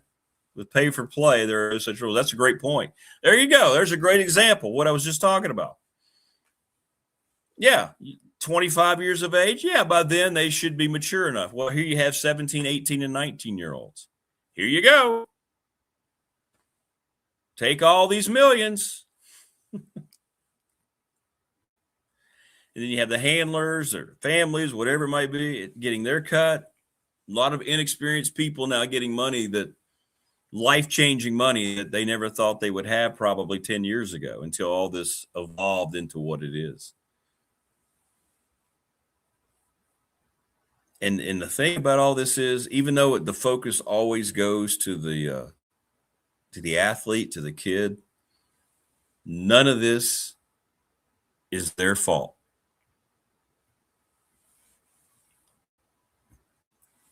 This is all the fault of the adults who didn't do anything for all those different generations. And I think that's another reason they're not pushing anything, because they know it. I mean, you have people that have been at these universities a long time. They've seen many generations of all this go through. They know. And that's why they also can read the handwriting on the wall and know that, well, if we try to change this, we're just going to get shot down. We may have to pay more money. But it sucks. I know that. It sucks to see the haves and the have-nots and all these things. Brandon says, if you put them in a trust like Ryan suggests, you could have stipulations like age of the contract. I agree. It's a great idea, but how do you get to that? Who's going to enforce anything? I mean, it's a question I would like to have answered, because I don't know the answer.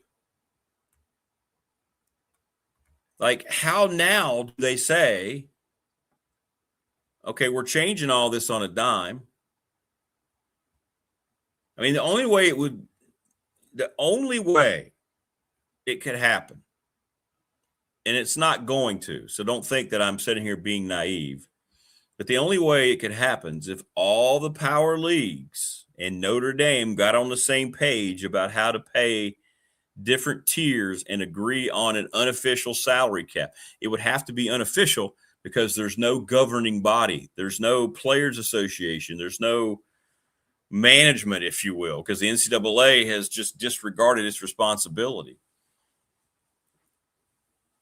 And if the power schools develop a cap, it would trickle down to the rest who aren't making nearly as much money, who can't afford to pay what they would have been paying anyway. It's not going to happen.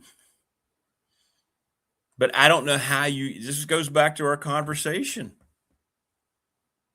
I don't know how you find anyone who's going to be able to change it at this point, unless it's the government, unless it's an official order. Yeah, exactly, Ryan. Yeah, it's different when the parents are setting up the trust for their kids because they're in control of the money. With the NCAA, the kids are the ones earning the money. So how do you mandate those rules? Exactly. I don't know. I don't know the answer.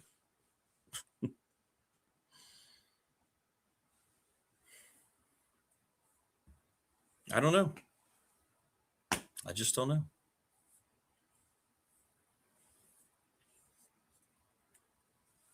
I don't know.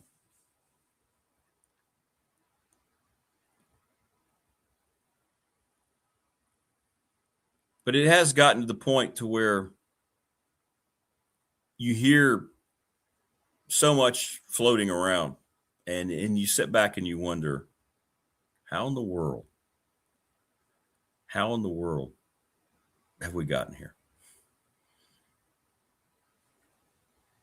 I don't know what you're talking about, Prometheus. What do you mean? Your company makes millions. I'm the highest ranked employee, but pennies on the dollar. Am I owed more?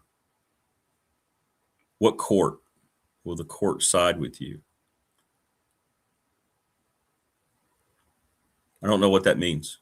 Explain.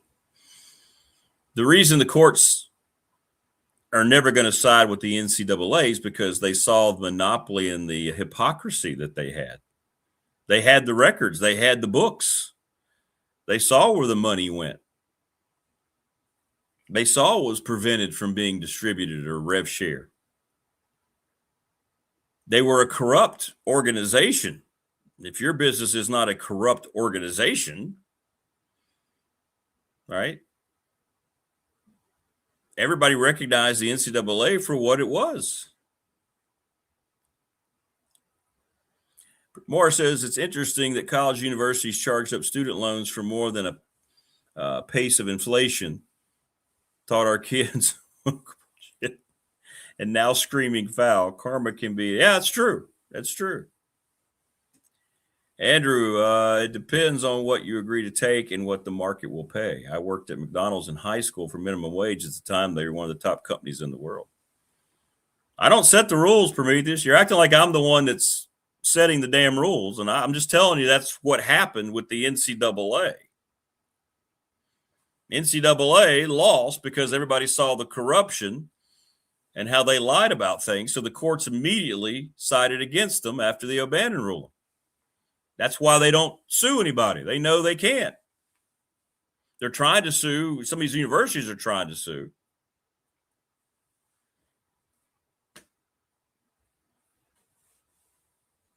I mean, you'd have to ask these judges what they base it on. All right?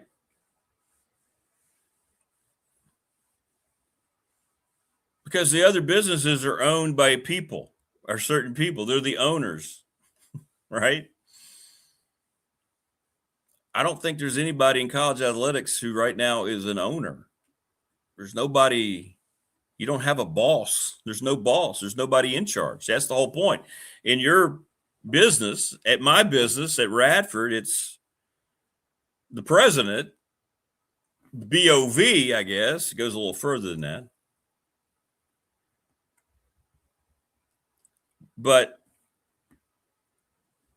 there's nobody in charge. There's not one person anymore. There's no head of the NCAA. Charlie Baker didn't have a clue. You kidding me? He's just going around saying what all the commissioners and the presidents are telling him to say. I mean, yeah, I don't make the rules. I'm just telling you that's what happened in the courts. We used to talk about it on the old radio show when all this was breaking loose. And what some of the people said. Cartel's a good word, Ryan. Yeah, it wasn't a business. It was a cartel. That's perfect. Yes.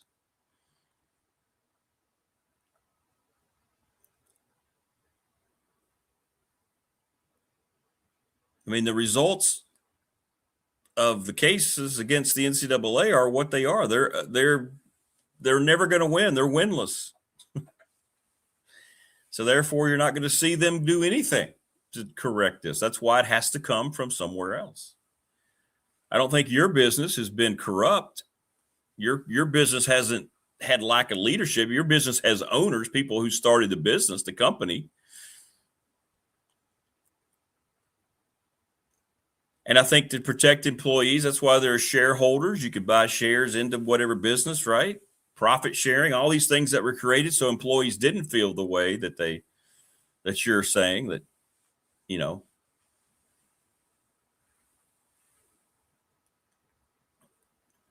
From a sports perspective, I remember my dad was always very angry over the salaries that athletes were making. And when for that 1 year, he found out Michael Jordan was making $30 million. He thought it was the most ridiculous thing he heard. And I said, hang on for a second, Dad. I said, Michael Jordan, they estimated worldwide, was making the NBA on his own name and who he was. The league was profiting billions off of Michael Jordan. And this was after the Dream Team, and this was after all that. And I said, well, okay, so $30 million for an employee. I said, Dad, you work for the state veterinary's office. If you made them billions, you would expect to be paid more. So this goes back to what Prometheus was saying. If what you do directly results into your company making buku's money, And I think that's what we're looking at here. And the reason that the commissioners aren't pushing back and presidents might say they're losing money, but they're not, is because they know these guys are going to continue to make them money.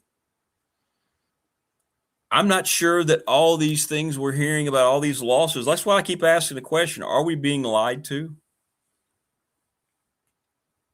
I mean, look at coaches. Why do coaches not rate? They might say things like this is unsustainable, but how sustainable is it that Kirby Smart's making $13 million?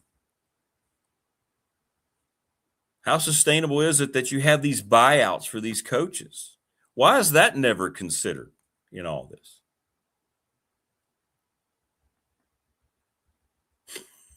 How Morris is mad. Think about it from that perspective, too. The coaches have been able to move wherever they wanted to, take whatever salary they could get. Kirby Smart has a deal that he's going to be he's got to match the highest paid coach, whoever it might be.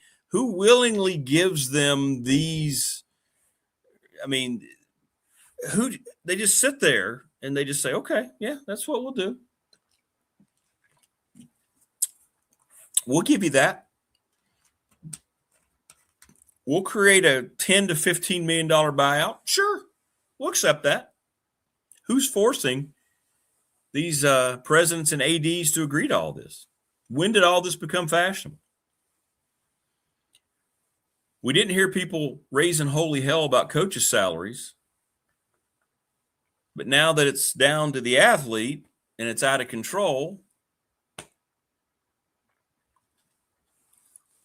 it's all been exposed. So I think it has to come from as much as you hate to say it, I don't know any other way to get anything done unless it's something that's going to be higher than any court would say, we're going to sue for that. Maybe those people would still sue, but do you trust anyone in college athletics? Do you trust Greg Sankey to do the right thing? I mean, hell, he's up there yesterday talking about how, and it's so obvious what he's doing. He came forward out of the blue saying that most of his league members are wanting to break away tomorrow from the NCAA. And he's acting like, I keep telling them that's not the way to go. We don't want that to happen. He's so full of crap. It's exactly what the Big Ten and the SEC want to do. They want to break away. And then I don't know what happens. But is that the natural evolution of it, that you have to break away? If you break away from the NCAA, how does that happen? What does that look like? How do you legally do that? I don't understand. But if they do break away, then do they make their own rules? Do they set their own contracts? Is anybody going to have the self-preservation to say, well, we can't keep spending this? Or are they all going to be like, hey, we got the money. We can keep spending this. We want to be better than everybody else. See, that's what I'm saying. They can't get rid of that.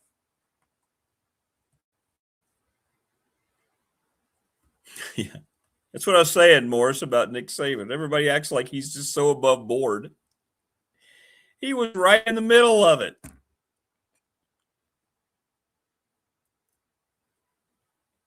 Yeah. Not only his coaching salary, but what was going on at Alabama. He acted, and he tries to come across like, well, this is ridiculous. So what's going on? All right, it's ridiculous. Here's what needs to happen, all right?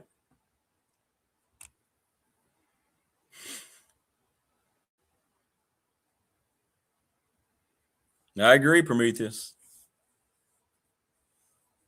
100%. I mean, I'm down at Big South Tournament.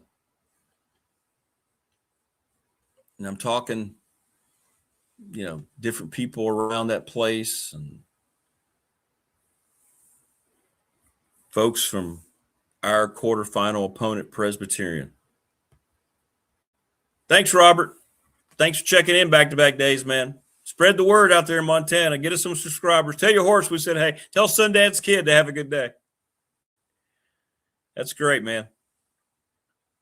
Robert's got the life, man. That's so cool. So cool.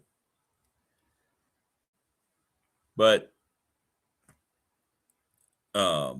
Presbyterian has first team all-conference player. Jonah Pierce is a great player. He can play anywhere in the ACC, and he will.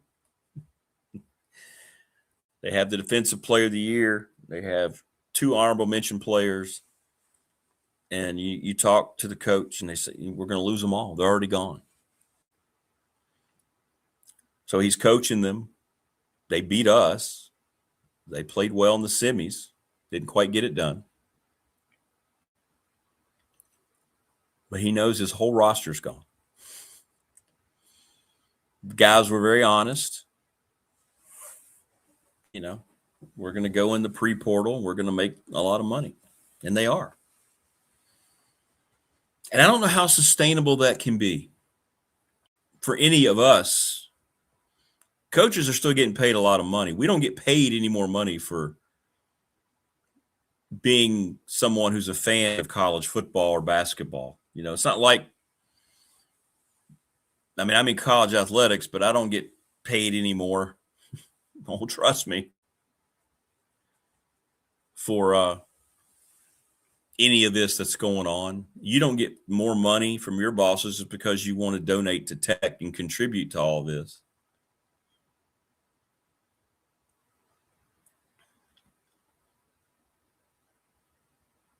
Fisher and Saban, 2 peas in a pod, work the system. Yeah, exactly. Total hypocrites.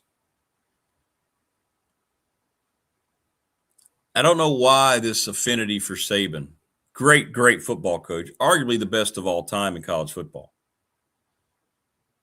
But now this whole sainthood that he seems to be crowned with by so many people, it's very humorous. I mean, you had Jimbo Fisher out there saying he was going to take a third of what salary he could get, right? Because of all the money he had made. $16 million for being fired from A&M. His buyout was what, $60 million? Why are schools agreeing to that if things are so bad?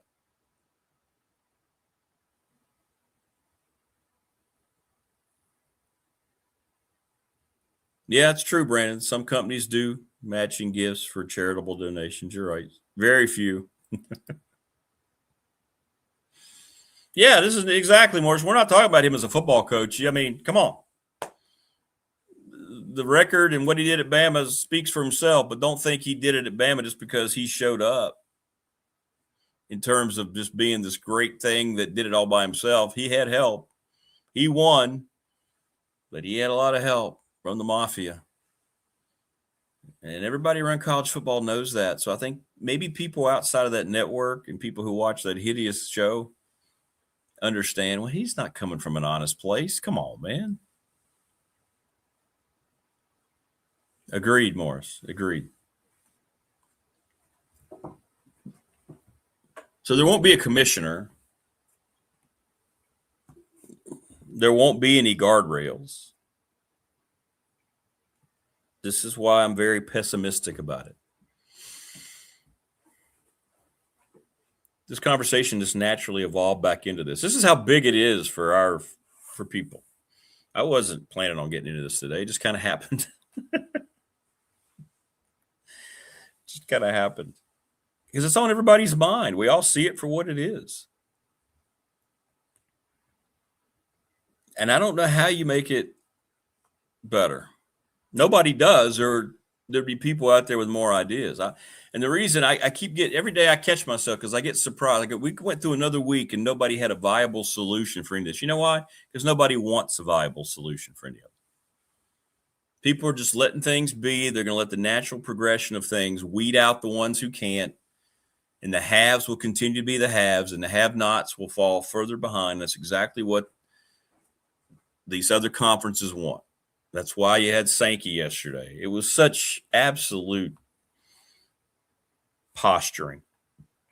Well, I know everybody in my league wants to break away, but I keep telling them that's not the way to go. Like he's some kind of savant, some guy out there with the best interest of things. Come on, Greg Sankey, you've been the biggest detriment to this whole thing. Yeah, somebody like Lou Holtz would have been a great commissioner. But do you think there are any schools in the power leagues, any power league that's going to agree to one person being appointed by the NCAA to come in and set all the rules, and everybody's just going to blindly follow those rules when all these commissioners and all these leagues know they have the true power? And yes, I know all the schools make up the NCAA, but the NCAA doesn't. They're acting outside of that power, so they're not part of this whole solution.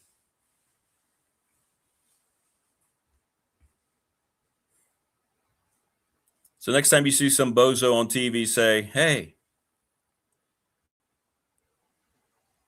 we just need to appoint a commissioner. Okay.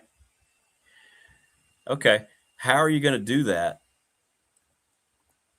How are you going to do that?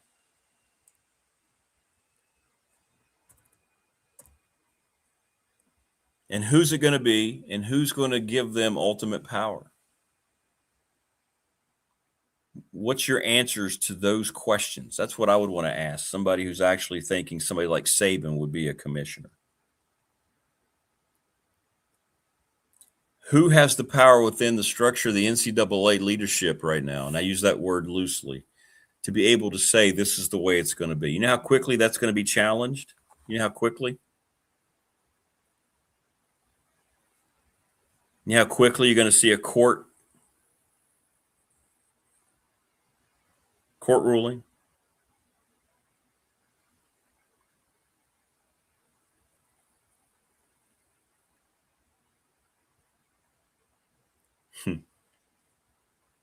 Todd Grantham just sent a basketball spending in the SEC. Basketball. Every school spent at least $10 million on its roster. Kentucky spent over $20 million. How about that?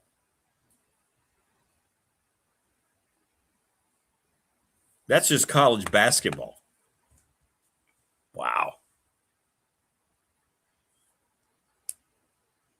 I've agreed 100%. 18-year-olds getting millions and playing 8 seasons. Yeah, they're trying to, aren't they? For 3 different teams is terrible. Yep. But that's what the system's allowing. That's what the system allows right now.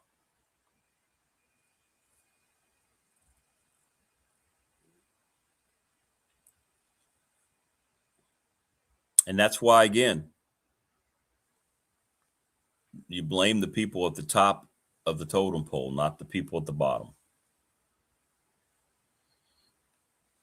Because the kids that are coming into it didn't make any of these decisions. So, but it was the lack of decisions by the adults that have gotten us into this situation. But you're right. When you say it that way, it's ridiculous, isn't it? But that's exactly what's happening. Kids are trying to get 6th and 7th years because they know they're going to make more money in college than they're going to make more than likely professionally. So it's terrible. All right, joining us now on the program from the ACC Tournaments, that gentleman. It is Mike Burnop. Mike, how are you? Good morning. Good morning, Rick. How about you? I'm doing well. Doing all right, man. Hey, it's time, man. Here we go. Postseason basketball. Now it's time for Tech to start their run, right? Their journey to get back into NCAA tournament consideration starts tonight. Well, excuse me, Rick. That's kind of the bottom line. Everybody's 0-0, and you start from scratch. And I think the Hokies really got kind of lucky and got a good draw. You didn't want to be in that 8-9 game and then have to be staring at Duke down the barrel, right? So, you're playing Wake Forest, a team that beat you on the last-second shot in Winston-Salem, and a team that you beat them by almost 20 points in Blacksburg just, a few weeks ago. So, yeah, I think the draw is favorable. Winner, of course, gets Clemson, which is the team that the Hokies went on the road and won, played down there. And then you come back and play Carolina if you got that far, a team that you were tied at the half and, played them pretty well. Just didn't shoot the ball very well in the second half. So, yeah, not bad.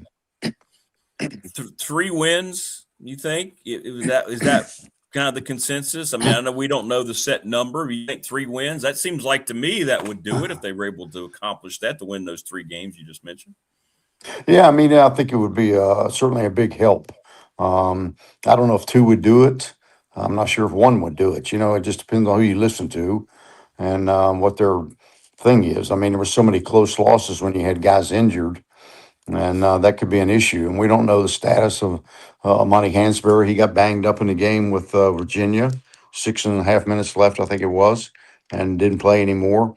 We were not here yesterday for the shoot around because we came down later. And so I'm not sure what his status is. We'll find out more today when we go to practice and then see what's up with that. But that could be certainly a big factor too. Yeah, they just haven't been able to get away from the injury bug, have they? All Yeah. year long. From start to finish, it looks like it's going to haunt this team and what they could have been. I know it's kind of sad, but that's the way it is. And there are a lot of people that dealt with injuries. And look at it in North Carolina, the situation they're in. They thought they got Caleb Wilson back, and lo and behold, he breaks the finger on the other hand. So and he's out for the rest of the season. And I thought that team was coming on strong. So yeah, I mean, you just don't know. But one thing we do know, Rick, is the Hokies got to play a 40-minute game. I mean, they go to Virginia and get down 16 points at the half. That was a tough to overcome, but they were able to do it. They Tie did. the game up at 51. I mean, I was like, you got to be kidding.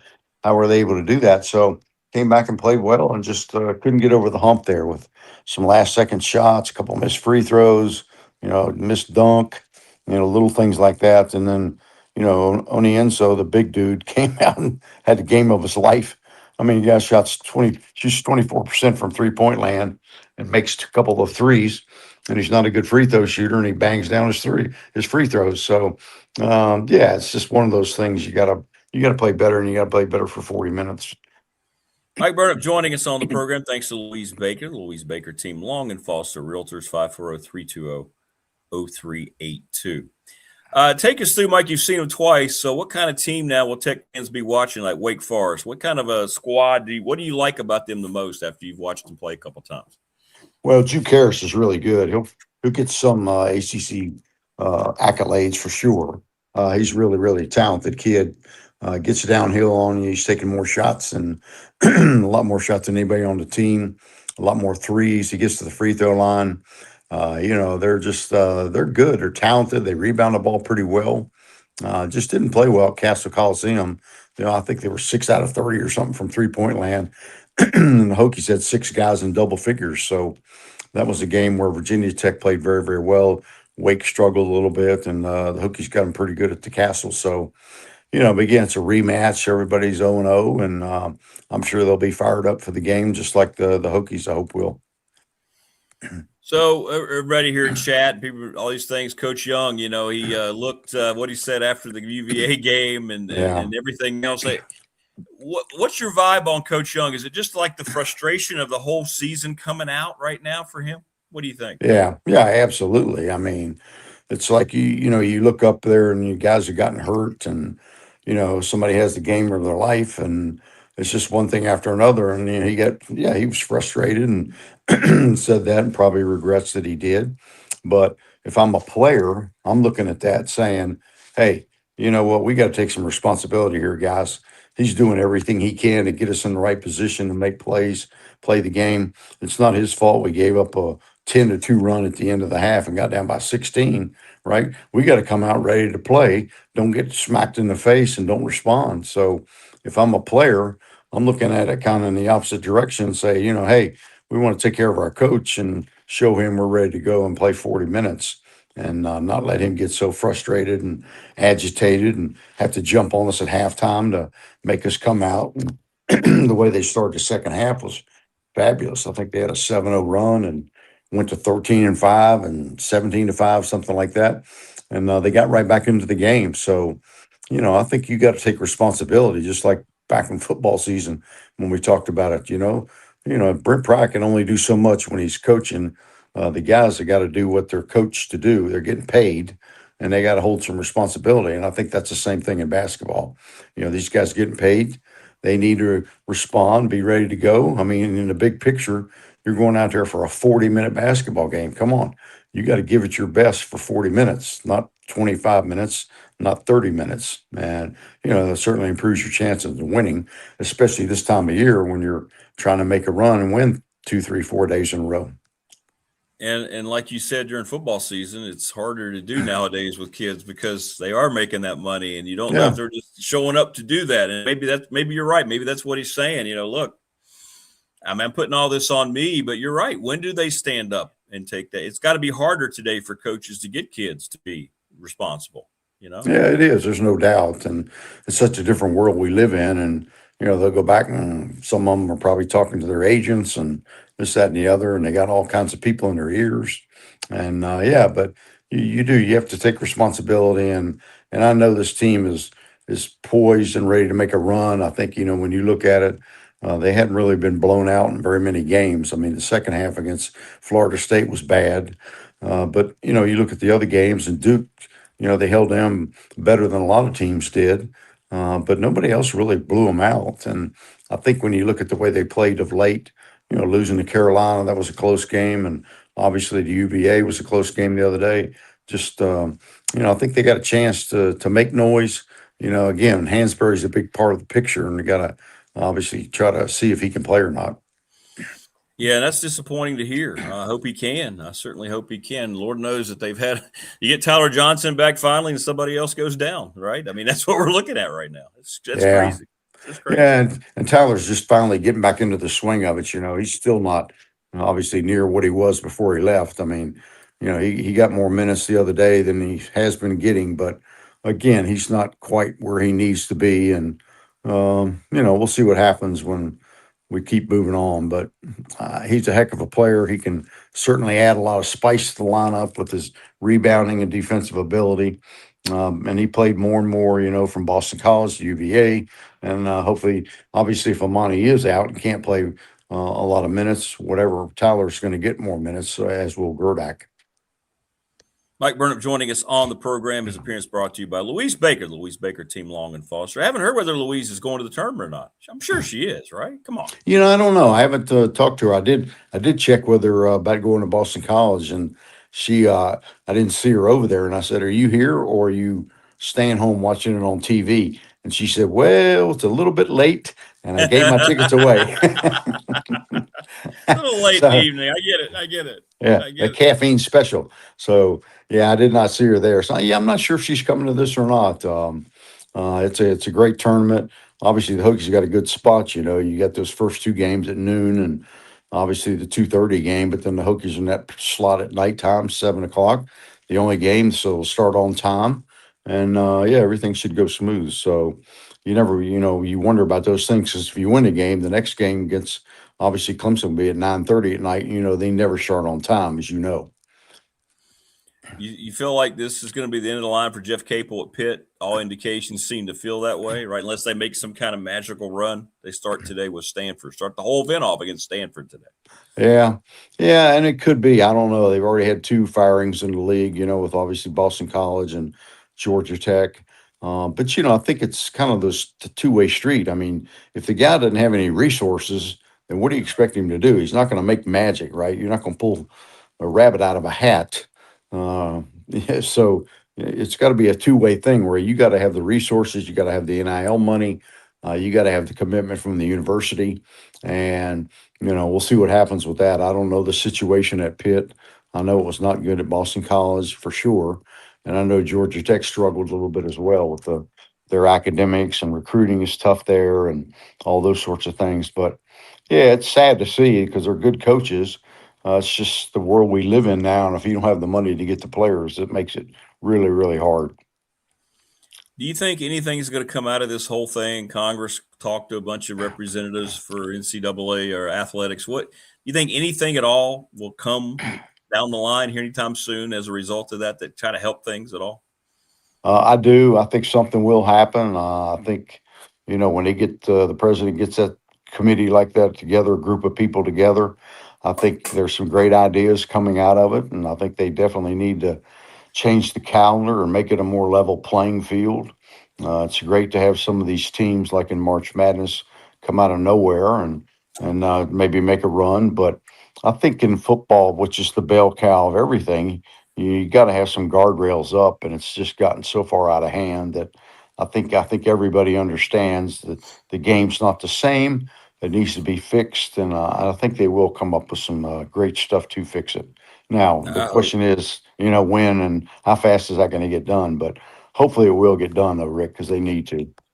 I hope so, man. I hope you're Yeah, right. I'm going to be pessimistic until something happens, but something's got to happen, yeah, and I hope that it does. And I just don't know if there's the only way that anybody's going to be able to implement any kind of power because NCAA clearly has none, right? yeah. That's it. I mean, they're kind of a lame duck kind of type situation there until you get some guardrails up. And the other thing is, every state is different. I mean, I the know. the I the, know. the legislations in every different state. I mean, it's like, good Lord, how do you fix this? But it's just, I mean, it's crazy to have kids that are playing 6, 7, 8 years, and you're just taking away from the high school kids too. That hurts them. And you got grown-ups playing against teenagers, and it's just not an ideal situation. That's a great point. I think people forget about that. It's not only, high school kids now aren't getting recruited because everybody's focused on the portal, but you're right. They come in as 17, 18-year-olds. You may have a bunch of guys out there 23, 24 years of age. It's like, a mismatch in a rec league game on a Sunday Yeah, somewhere. yeah, that's it. Like Chandler Morris up at UVA, they got a court date the 1st of April to see if he can get another year of eligibility. And I mean, the kid's already in his mid to upper 20s or something, I think. And I just don't see that that's ideal. I mean, I don't. They need to change that. I mean, and I understand why kids are doing it because they're making more money, and a lot of them will never go pro. The odds of going to the NFL are so slim that it's difficult, and they understand. Hey, you got to make hay when the sun shines. Yeah, that's right. That's right. Yeah, and the sun's shining in your eyes when you move a little bit to your right. Yeah, I know. So I have actually the shade pull, but one of the strands is actually open by that much. So that's what's coming through right now. But hey, you know what? It's 75 today and bright sunshine, so I'll take it, man. It's better than the alternative. Absolutely. What we had early in the month in January? Oh my gosh, that snow! I didn't think it would ever melt. It was so funny. I We didn't go to either. UVA last Saturday, and the parking lots of some of these malls, strip malls and stuff, they still had piles of snow packed up there where they had obviously had to get it up from when it did snow. So they may have gotten more than we did. Yeah, yeah.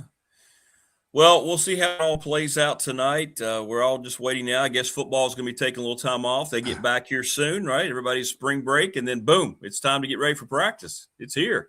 Yeah, we had James Franklin. I was surprised he was at the Boston College game, and I saw him over in the end zone over there, kind of sitting there, and he was with Johnny Lawson. Well, Johnny Lawson's one of the most elite Hokies there is. He's got his name on the indoor facility, right? The Beamer Lawson indoor football facility. And so I asked him, I said, why don't you come on with us sometime in the first half?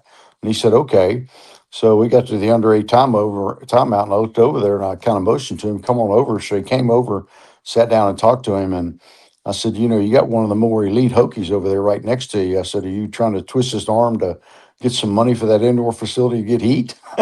I said, after all, his name's on the building. He kind That's of true. He laughed. wants it warm. He wants it warm, right? Yeah, yeah. And so, yeah, but he said that they're all getting away. They were going to have their last two winter workouts Thursday and Friday, early morning Friday, and they were going to turn the kids loose. They got to be back Sunday night, this coming Sunday, for a meeting. Monday, they'll have one more workout. And Tuesday, you go to spring practice. The 17th, they'll start spring practice. And they're going to go, I think, Tuesday, Thursday, Saturday, going in the morning because of class schedules that were already done before he could do it.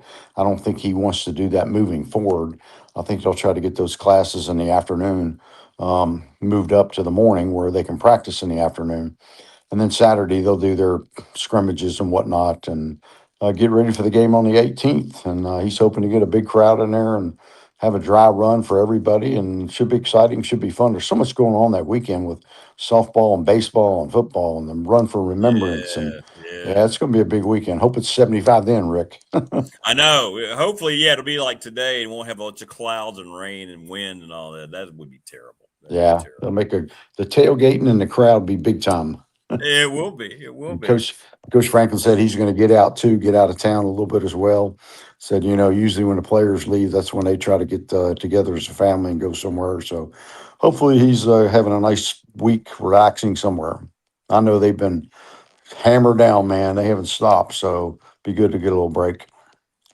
You and Zach be on the night at 6:30, correct? With the pregame? 6:30, yep. Game time at 7.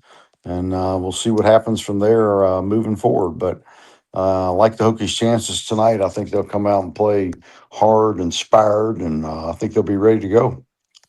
All right. Well, I'll be tuned in on the way home from baseball later this evening. We play JMU today. So, JMU, they're pretty good. That'd be good. Yeah, they're pretty good. Pretty good. Yeah. Yeah. All right, man. Well, listen, have a great time. Thank you so much, man. And get a dub tonight. Let's get a trend going starting tonight for that. That'd be great to get a little run going here and get into the big dance. That'd be fun. Be great for Coach Young. I know it's been a frustrating up and down year, but winning cures a lot of things, Rick, as you know. It does. Changes a lot. And losing makes things much worse. Yes. Yeah. Absolutely. No doubt. Absolutely. And thanks, as always, to Louise Baker. And hopefully she'll be down there. But if not, she'll be watching, I know, rooting on. Well, if she's listening, tell her, Louise, you text me, and I'll look for you. Find out where you are so we can wave to you. I will. I'll reach out to her and let her know. Yeah. All right, Mike. Have a good time. Have a good time, man. Hope you have a long stay this weekend. That'd be nice, Rick. I appreciate it. And good luck to you guys tonight in the Diamond. Thanks, brother. I appreciate you, man. Good to see you. All right. Okay, take care. All right. Mike Burnop joining us from the tournament tonight, Tech and Wake Forest. Hey, good to hear from Dwight Vick. Maybe some of the wrong players are getting paid. Phil Mason said some coaches don't know how to evaluate effectively. True. But now the problem is everybody's getting paid for football and basketball. Goes back to what Dwight said. The players know more than anybody else who should be getting paid or who should be playing, right? That's what makes the most sense. And he was talking about that during the Tech football season. He was making that observation that maybe Brent Pry was too loyal to certain guys. The locker room gets down on that. They know who should be playing. Well, the locker room also knows who should be getting paid. So I know the evaluation, man, it's what it comes down to. Brent Pry did not do it well, and Tony Elliott got it right last year.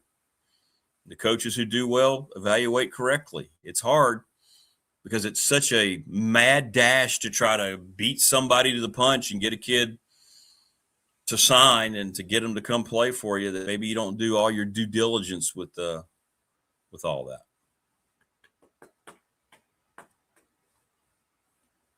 But we just know it's a mess. Well, that's encouraging. Mike thinks something down the line. He doesn't know when, but he thinks something may come out of this whole thing. I hope so. I hope he's right. I think having the employee tag be part of this is definitely in the future. I think it's the only thing that makes sense. I think it's the only thing that saves it. I talked to RAD at Radford about it, and he agrees. I think he's the first person I've said. He's said that all along. What it looks like, I don't know, but that's the way it's going to have to go. Good stuff from Mike. Tech and Wake tonight, 7 o'clock. It's an earlier game. You can watch the whole game, get into it. Feel good about it, right? Don't you feel good about it? Don't like to hear about Hansberry, but they beat Tech at the end. Then Tech beat them up pretty good in Blacksburg. Feel good about it. How many wins? Who knows? Round and round it goes. But yeah, if you're in the area, come by and see us. First pitch around 4:02-ish. Radford and James Madison at Williams Field, Carter Memorial Stadium. I was down there with the team a little while yesterday. Appreciate everybody who's still asking. I had quite a few people on our professional door text line. Guys are dealing with it as best as they can. I thought it was a great message yesterday, Alice Square. Reminding these guys, it's never going to go away, but now we have to start thinking about what we need to do now as a team, responsibility to get better. And it's tough. It's tough to navigate through. And on Thursday, when we have him on, I'm going to bring these things up to him because it's you got to get back into coaching mode now. It can't just always be everything focused on the horrible tragedy. It's never going to go away. The whole season's for Joey Rakuya. But how do you now say, okay, now it's time to go out here and start playing baseball again? It's tough. It's tougher today than it seems like it ever has been. So we'll see how it goes today. They played down last weekend in Charlotte, took 1 out of 3 games, and they have JMU tonight. And then they start conference play against a pretty good Winthrop team next week. So it's going to be very, very interesting when all this happens. So we'll see. We'll see. So I don't know. We'll see. We'll see. Good discussion today. Good stuff in chat, as always. Mark Hunley in the McClellan Chiropractic chat getting good value for its money today. So, I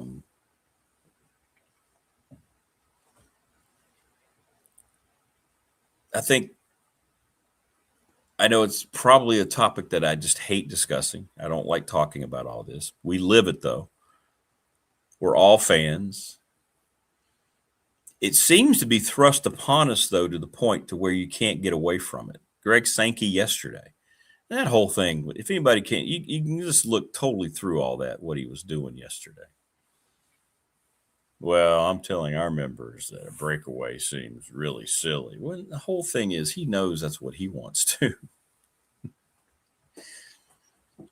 And then he's going to act like, hey, well, that's what they wanted to do, so we're breaking away. That's going to be the next announcement. And what does that look like? How does that happen? Are you just dissolving the NCAA at that point when members start leaving? Is that like seceding from the union? Is that the same thing? If the Big Ten and the SEC decide to secede from the NCAA, then what's that going to leave? I mean, does that mean that if all the schools make up the NCAA, then what happens if they decide to start going out?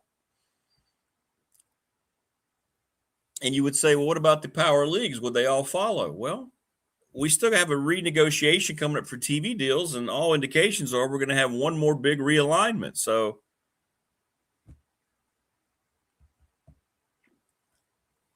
it's just all such a mess. It is all so ugly. That's why I appreciate when I'm in a press box today, calling a game, and for that moment, the game is all that matters.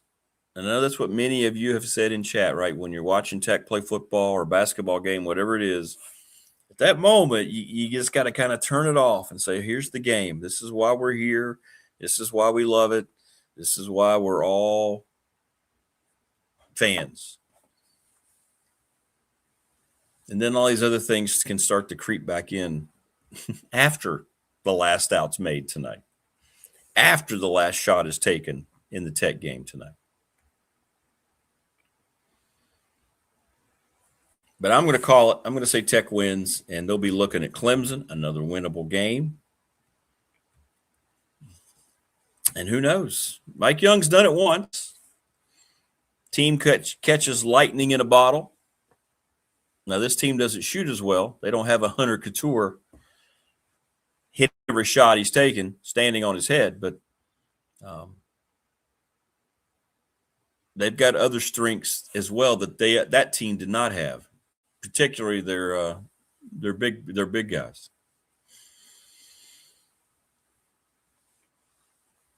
So let's see if the long run begins tonight for Virginia Tech. 7:30.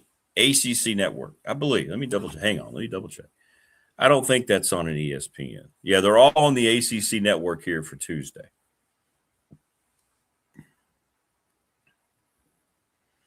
And then Tech would play the very late game on Wednesday at 9:30.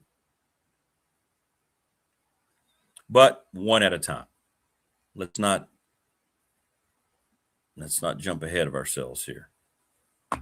What's the saying? Don't put the cart ahead of the horse. Is that what that is? Something like that. Anyway, everybody enjoy the rest of your Tuesday. Going to be a gorgeous day. Again, come by and see us. It's a stadium today, Williams Field. If you are around, stick your head in and say hello. We'd love to see you. Hang out with you. Come say hi. Should be a gorgeous day for baseball. Commonwealth battle, JMU and Radford. Ride the horse in Montana. There you go, Wayne. That's what we'll say. Hey, just ride that horse in Montana. And all of us would know what it means. And Robert, right, the guy, the Montana guy. We'd all go, yeah, he's right. Enjoy your day, everybody. Please subscribe, like, share the channel. Let's get up to 1,000. Need your help. We'll see you tomorrow on the Wednesday.